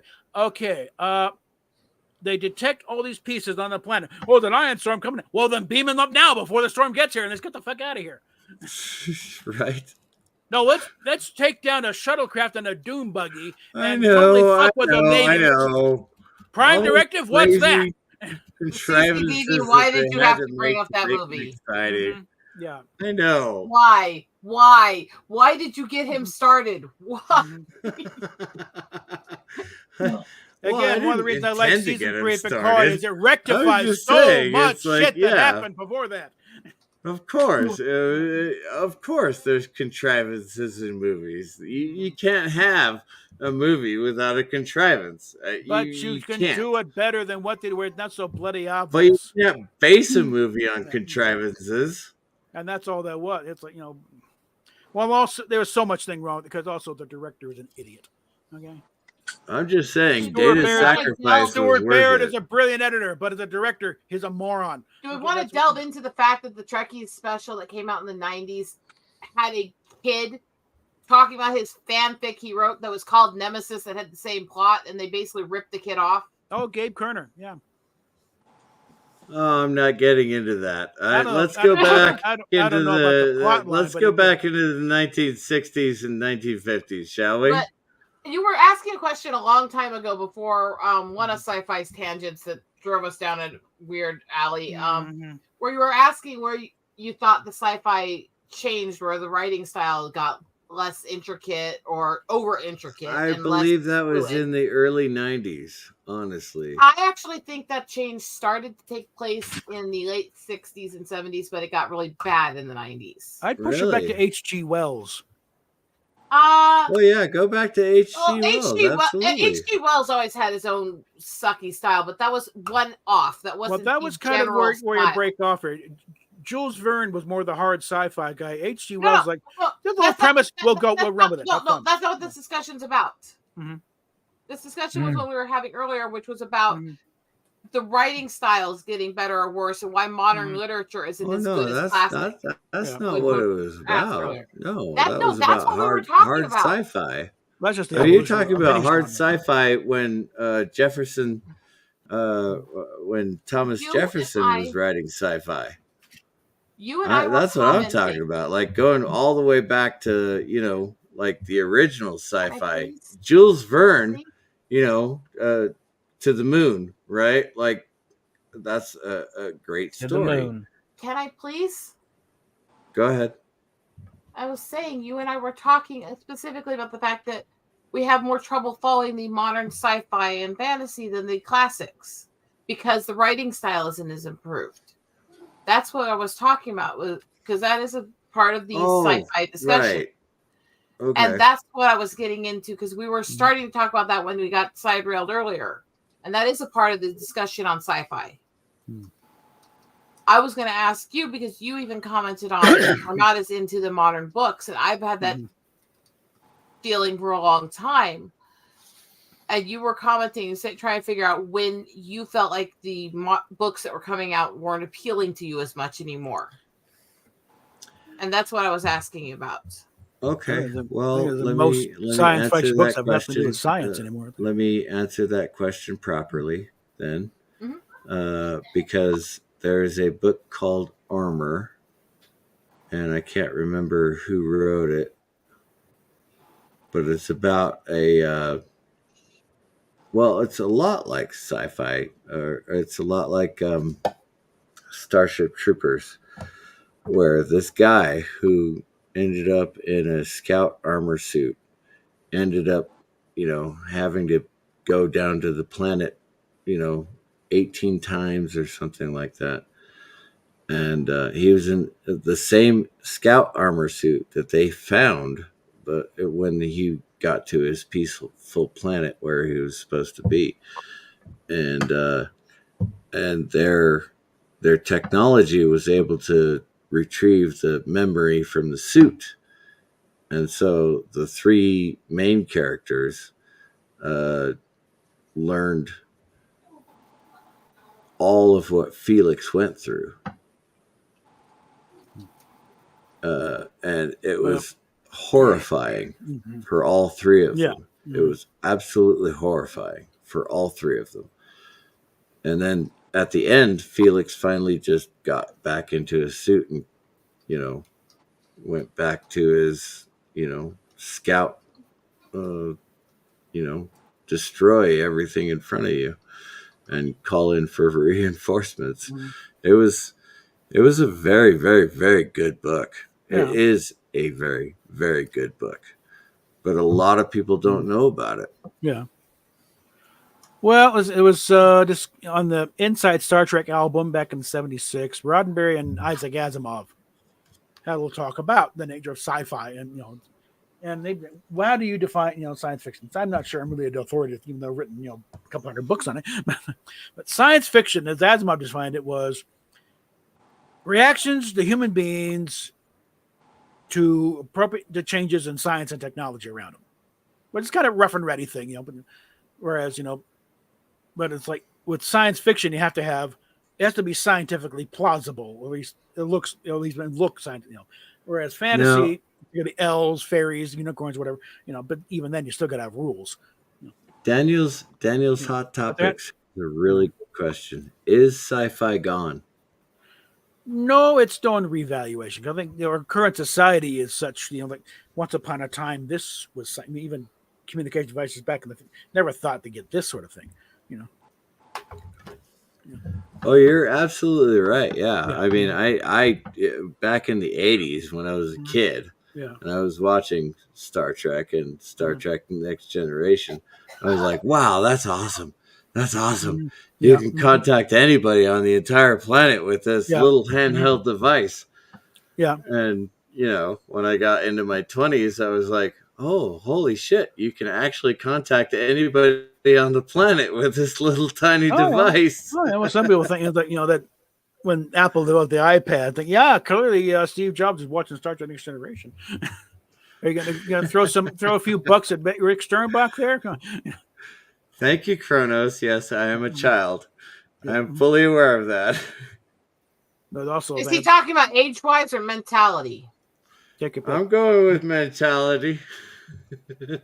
Sorry, I think it's also those swipes taken at at the original Star Trek. But well, look, the communicators such pretty thing. No, they're not. If you think about it, because can a cell phone? Can a cell phone do anything without a cell tower network around you? All right, communicator. That is all it right there. You use can be your on a communicator when there's a. Can you use the communicator when there's not a starship in orbit? Yeah. The answer is no. You don't need a star. The communicator. You cannot use your cell phone when there's not a cell phone tower in orbit. Or at the communicator, you can use the communicator. Not be anybody around, as long as someone you're wasting your time. But if there's somebody else with some kind of can pick up the signal, they'll pick you up. You just a frequency, get into somebody else's network, whatever. Yeah. Think of a communicator like a cell phone. If the cell phone had the tower built into it, it's a self-contained network thing. Yeah. Right. There is a range, but that's why. But if your ship leaves, another ship comes in, you can still communicate the ship or communicate some other ship. In the old Star Trek, you couldn't communicate with a ship that wasn't in orbit, right? Like the signal wasn't strong enough. There's just a limited range. In the new Star Trek, you can just talk to whoever you want. Can you hear me talking? God damn it! Hold on. God. Is my microphone too loud? Again, my wife has no consideration for actual broadcast here. I'll be back in a minute. You're fine. So going back to the 1880s, right? And that's historical. You're talking about Jules Verne and H.G. Wells and stuff like that, right? Those authors I think had a better writing style, even though I don't necessarily agree. Well, I mean, most people can't really understand it, and it's only 120 years old, mind you, 140 years old, maybe. It's like I listen to. Well, I can't read a book anymore, but I listen to Sherlock Holmes, stuff like that was published way back then. And Jules Verne and H.G. Wells and all, I listen to all that old stuff. And then I also listen to like X-1. If you've never heard of X-1, it's a audio series. I think it's 12 hours long, something like that. But I listen to X-1, and it goes through a lot of the short stories that I read when I was a teenager. Yeah. So I knew the ending, but I still loved listening to it. Okay. Yeah, I think that's the thing. There's also a thing about they misread it, but what I was defining with the classic literature versus the modern. I think you can take both sci-fi examples of it and fantasy examples of it. compare freaking Martin in the modern fantasy books, there's no comparison when you stick it against Tolkien or Eddings or them. There's no comparison. Oh, absolutely. And because No. they don't understand. Modern writers, for some reason, do not seem to have that balance where they can do both the flowery speech and the detailed descriptions without becoming dry and boring. It's either over flowery to the point where you can't focus, or it's stale. When I sent out my book to publishers and what do they call it? Agents, they were all like, well, it's only 80,000 words. It's not long enough for us to publish. And I was like, 80,000 words is not long enough to publish? Really? I think they were being nice. I just want to do it. Do you know what happened when I tried to publish several of my books through actual publisher houses? I sent in the manuscripts, and I actually got letters back comparing me to Shakespeare and Poe and telling me to get more modern. You know how long H.G. Wells' The Time Machine was? Anyone want to take a guess? Oh, God. H.G. Wells' The Time Machine. It's not a And long we one. all know what that is. Oh, How yeah. long is that book? Usually when I saw it's like, the time, but there are like 2 or 3 other stories in the same thing in a very thin novel. Exactly. Yeah. Exactly. It's about 40,000 words. Actually, I thought it wasn't even that. I thought it was barely over like 30 to 32,000. I said about 40,000 words, didn't I?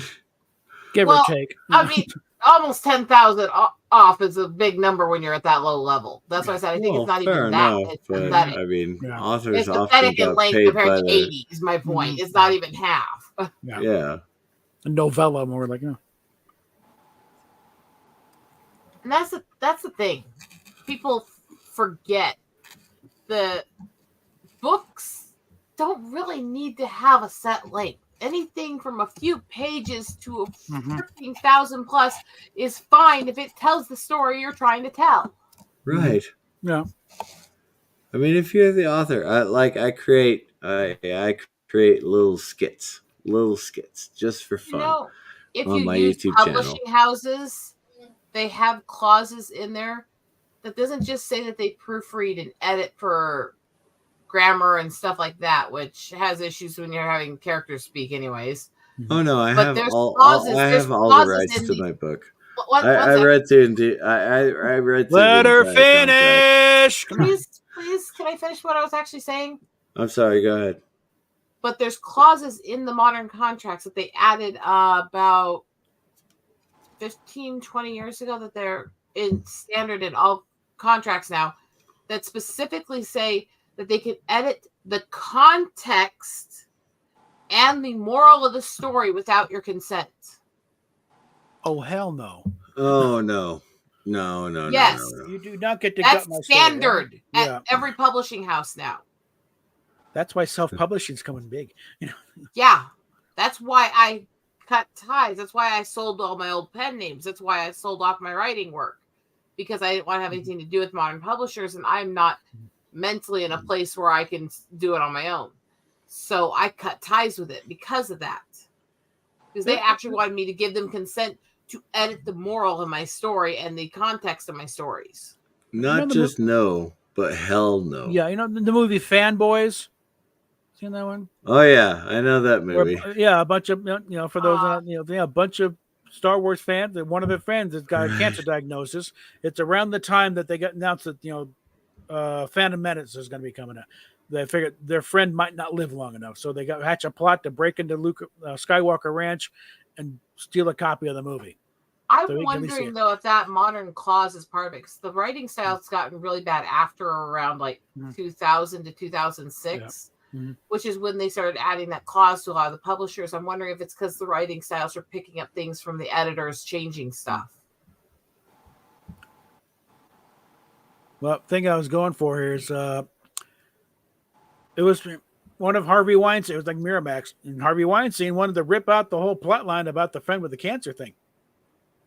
Because I don't know, I thought it was depressing or whatever. That's the whole point of the story, though, is the fact that friend has cancer, and they managed to beat it off and came out. No, it went out as is. How you doing, Tony? I'm doing quite well. I'm gonna use this moment of time to wish you all a good night. You all have a great night. It was good to see you, Mr. CCDV. Glad to see you're back on the air. God bless, brother. Pleasure to meet you, around Captain more Bob. often. And what?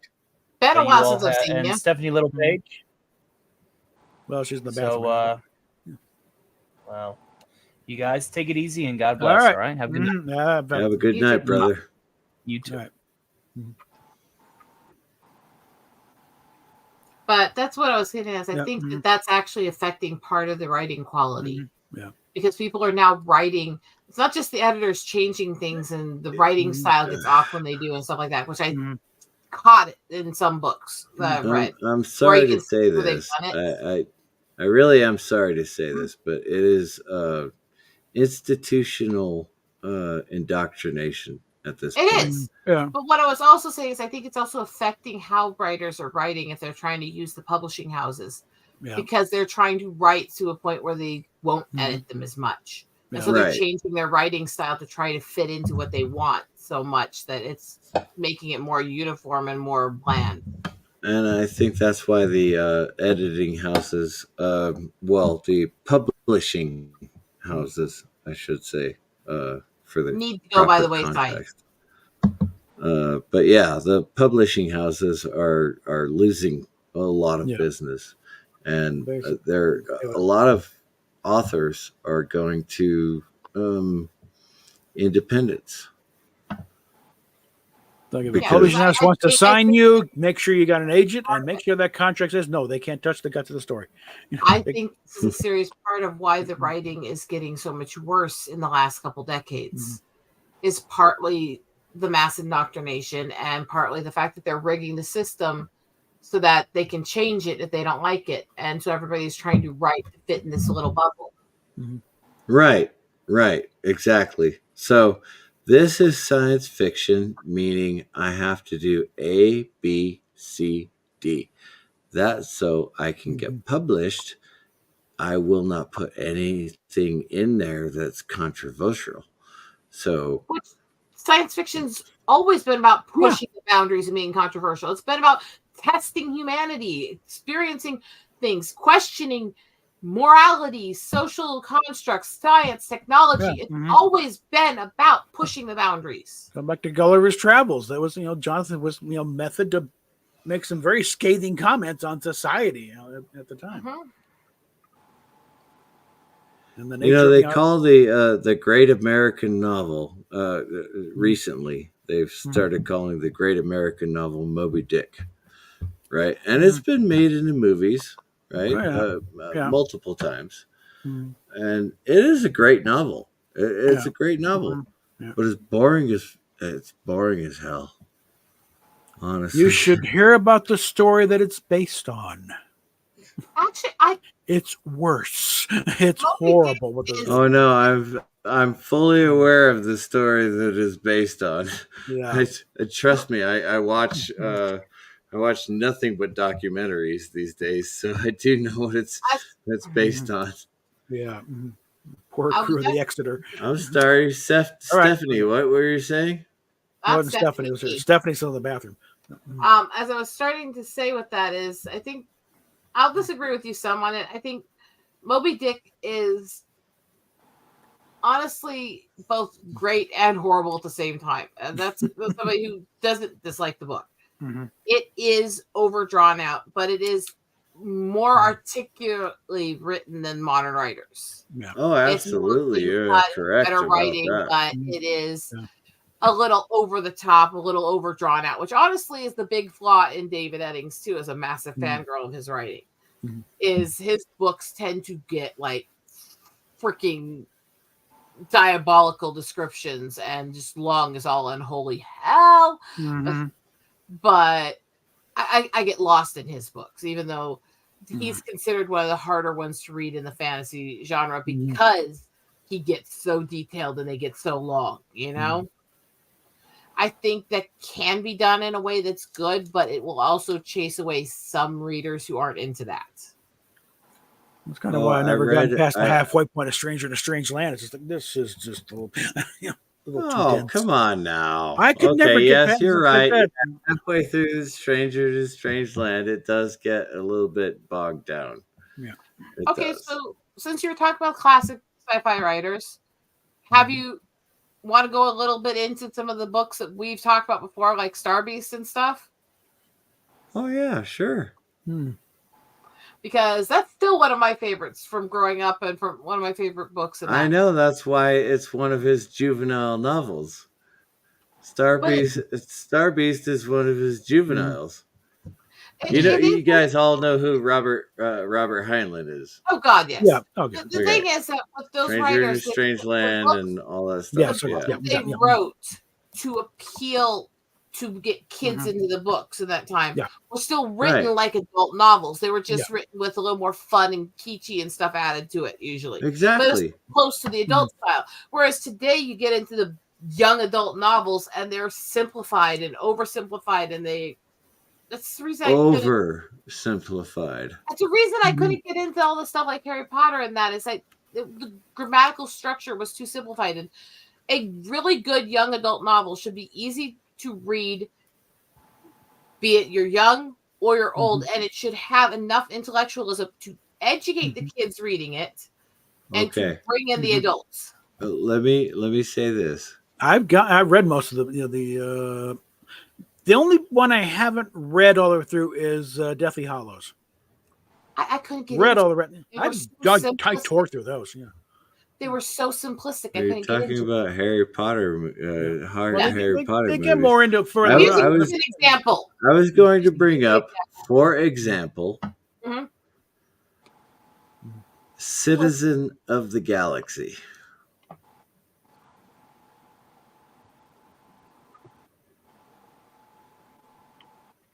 I shall summarize the plot. Who wrote that one? Robert Heinlein. Another Heinlein. He is my favorite author. I remember all of it. Citizen of the Galaxy.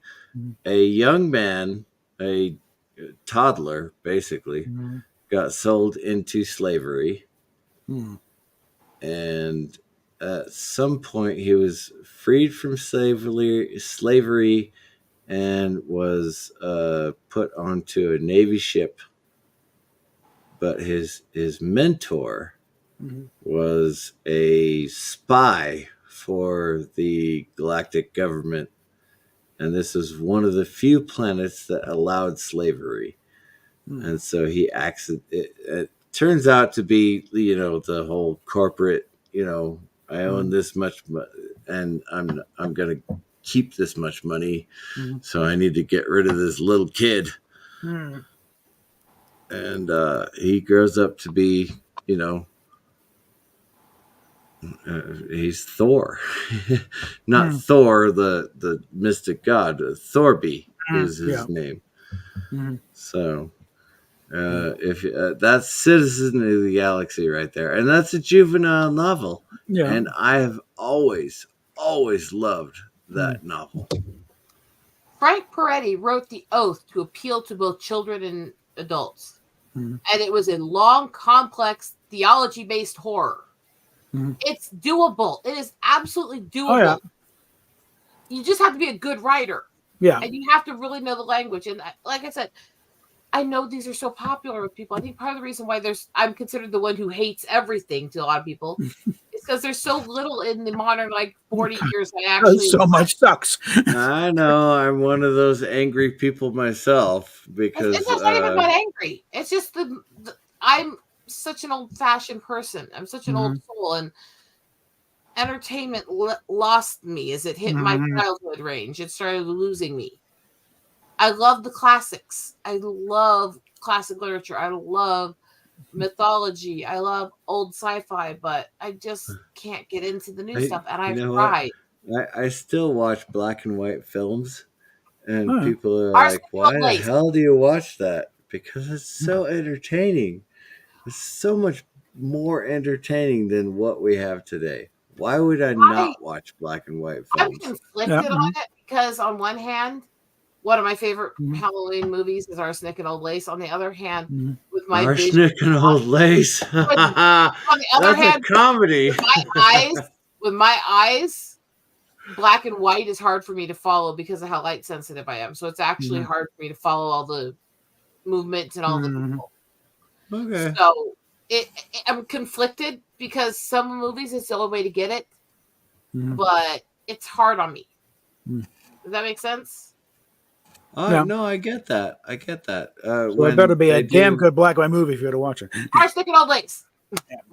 Yeah, when Arsenic and Old Lace, that's a great movie. I love Cary Grant. You know what's funny? A, Cary Grant was a flaming egomaniac. B, he hated that movie.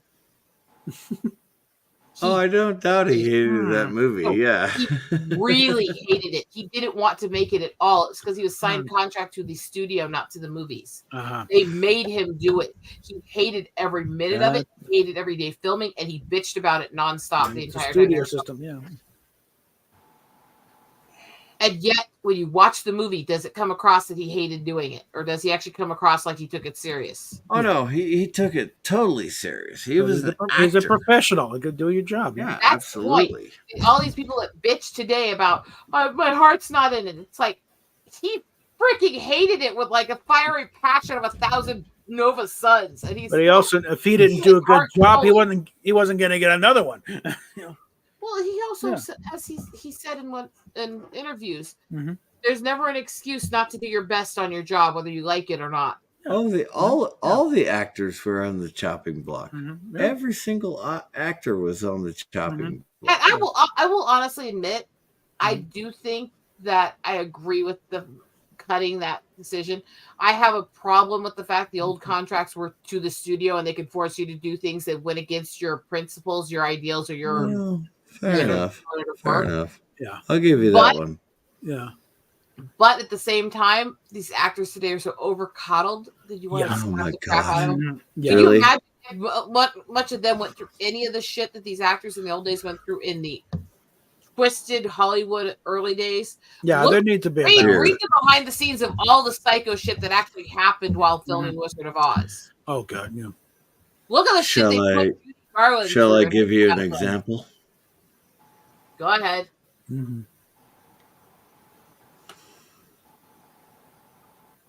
I am not happy with the way that you are doing this thing right now. Or,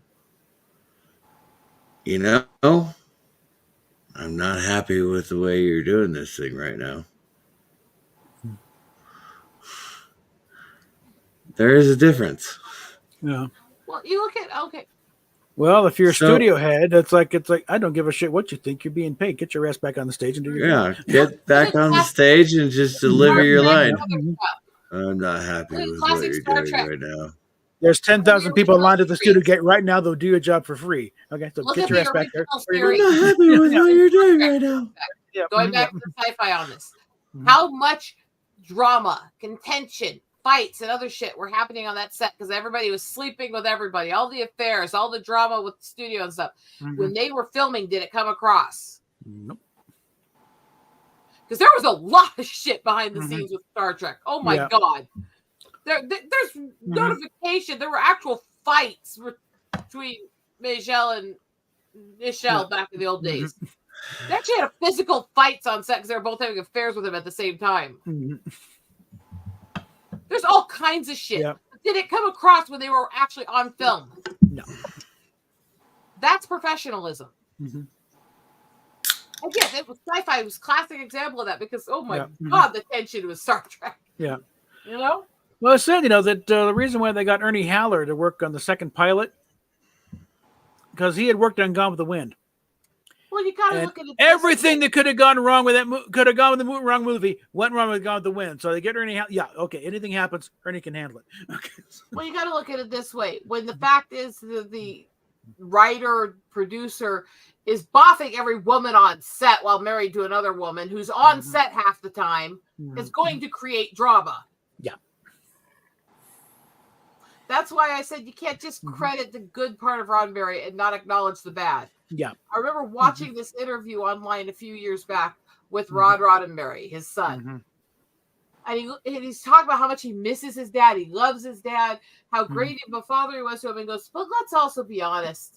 The first time my dad cheated on my mom was on their honeymoon.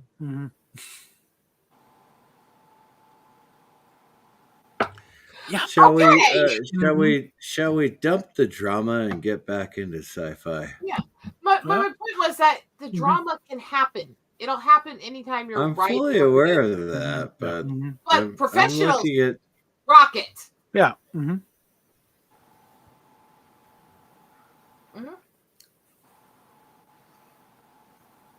That was the only point I was really making. Okay. And that's where I think the classic literature and shows are better than today also is because of this coddled culture.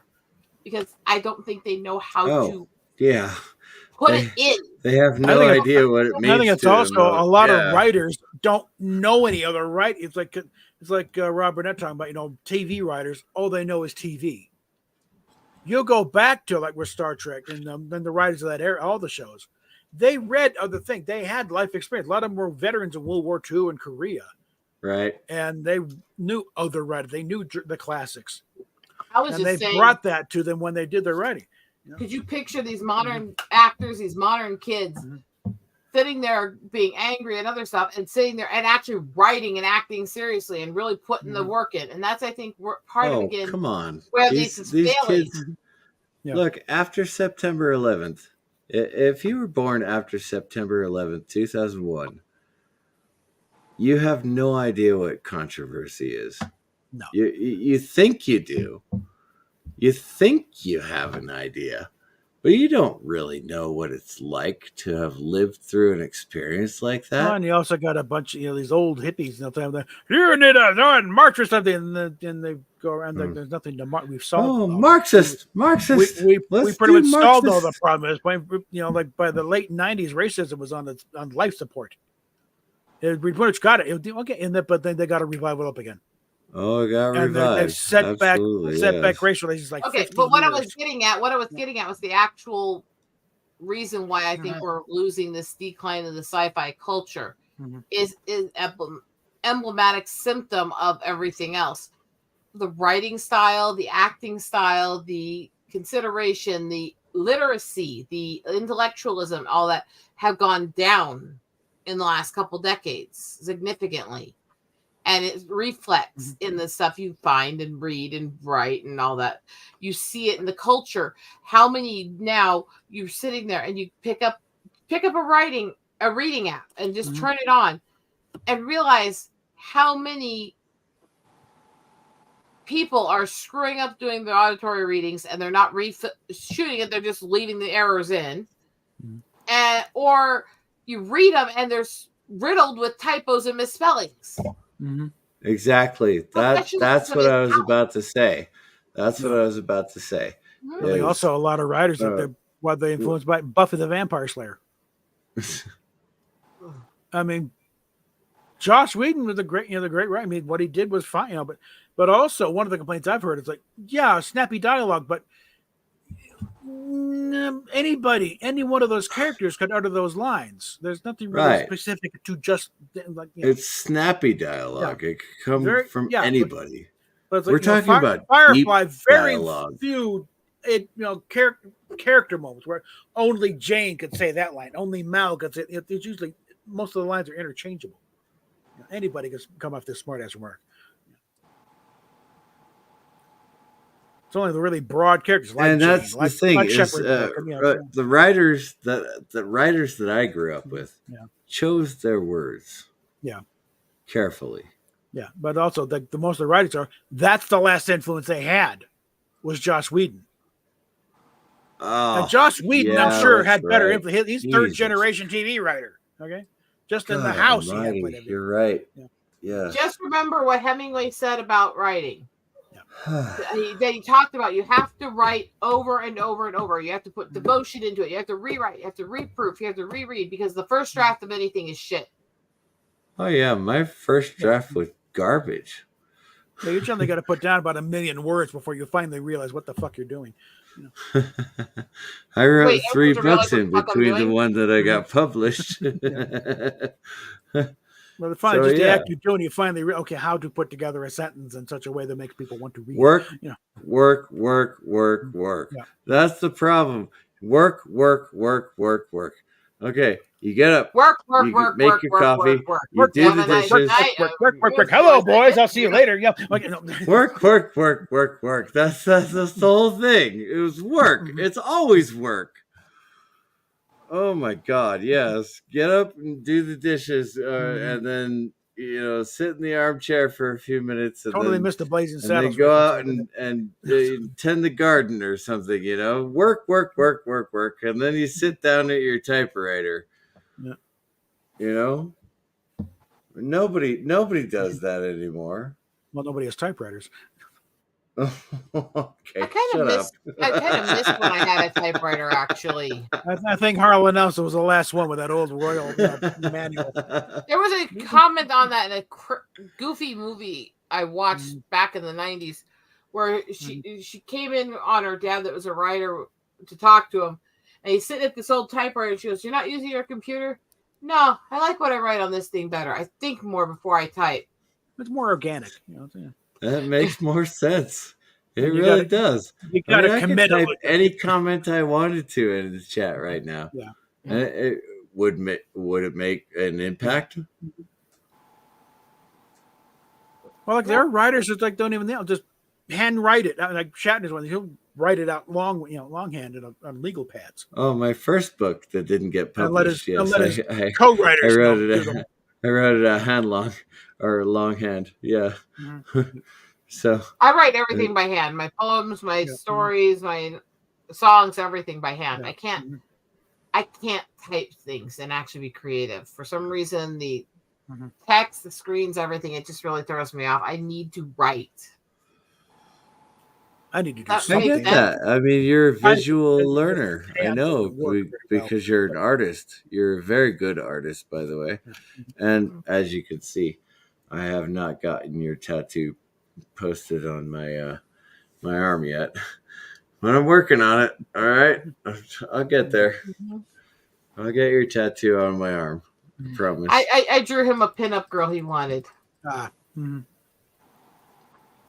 I still got to mail that package up to you, too. Yeah, I need more gifts. I need spoiled. I need more prezzies. Yeah. No. Well, I got to think of a story to write too. I want to have all these conversations with you. At the same time, I want to catch up with you because I haven't seen you in so long. I'll stay out of it as long as you want to. I'm 3/4 of the way through my beer, so I'm good. Okay, so obviously your comment about being rehab went well. I mean, yeah, I'm not sober anymore. I give up. Yeah, I kind of got that by your short speech a while ago, but I was waiting for you to confirm. A little more laid back here, and I admit to it. Yeah.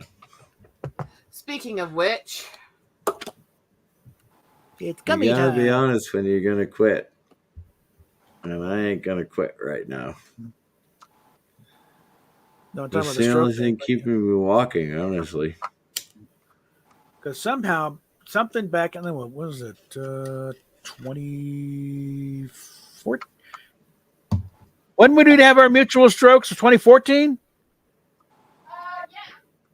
Yeah, she had she had a full on stroke, and it was October 2014, and it was a whole thing. The face sliding down half the side. Wait, what are you talking about, Parrot Head? Okay.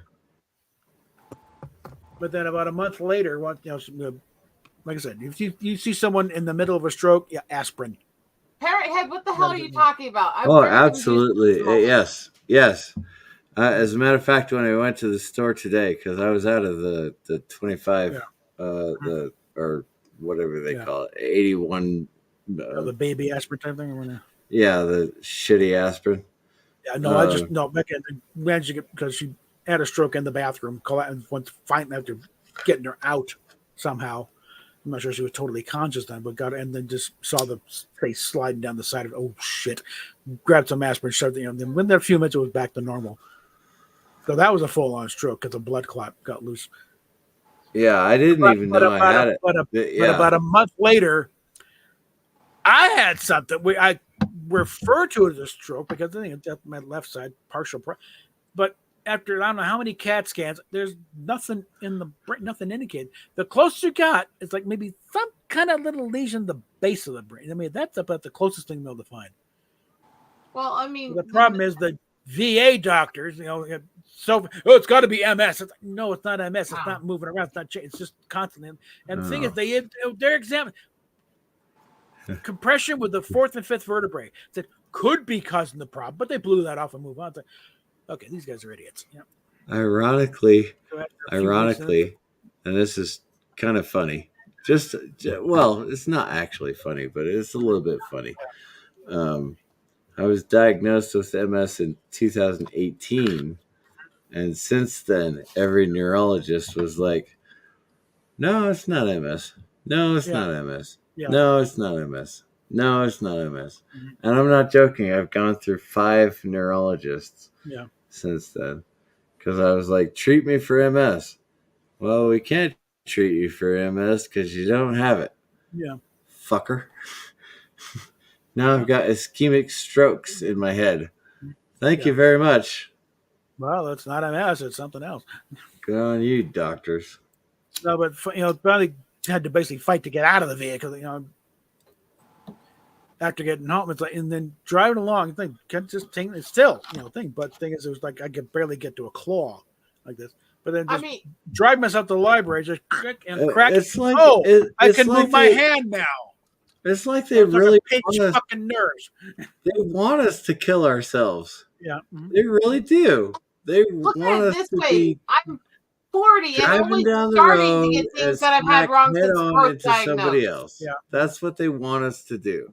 CC. So they don't have to pay our disability. They don't have to pay our claims or anything.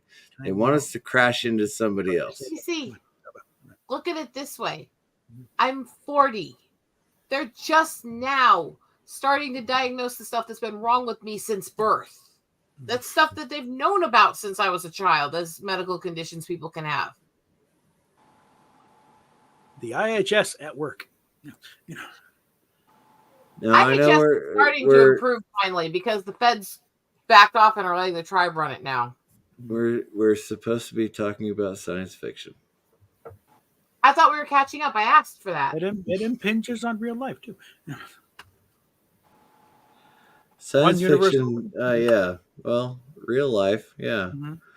I had an MRI a couple of weeks ago. Yeah. Turns out I've had 7 strokes in the last 2 years. Mm-hmm. But that's the thing is, science and technology can only do so much. And part of what they require to do that much is a system that's actually going to help.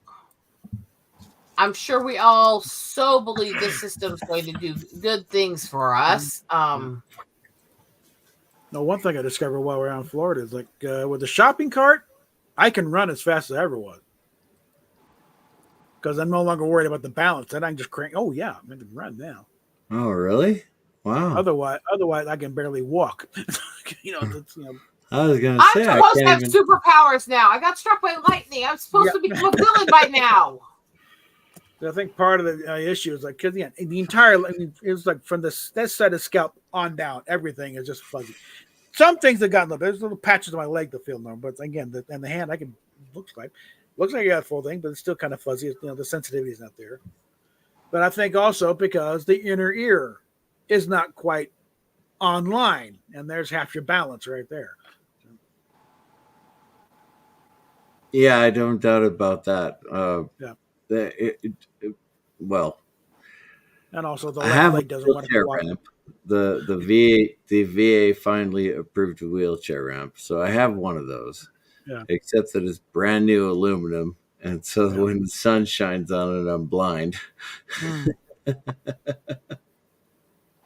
Matte black spray paint. But yeah, it's a great tool. Yeah. Or black primer. So Yeah. I'm working on selling my house. I hope the investor doesn't pull out because that would suck. Yeah. But whatever, you Yeah. know, I'll have a place to live.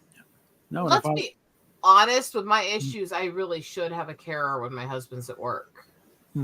I should not be alone dealing with these, especially when the mental issues flare bad and I can't see straight or function. Oh, I get that. And the cat can only do so much as far as you know.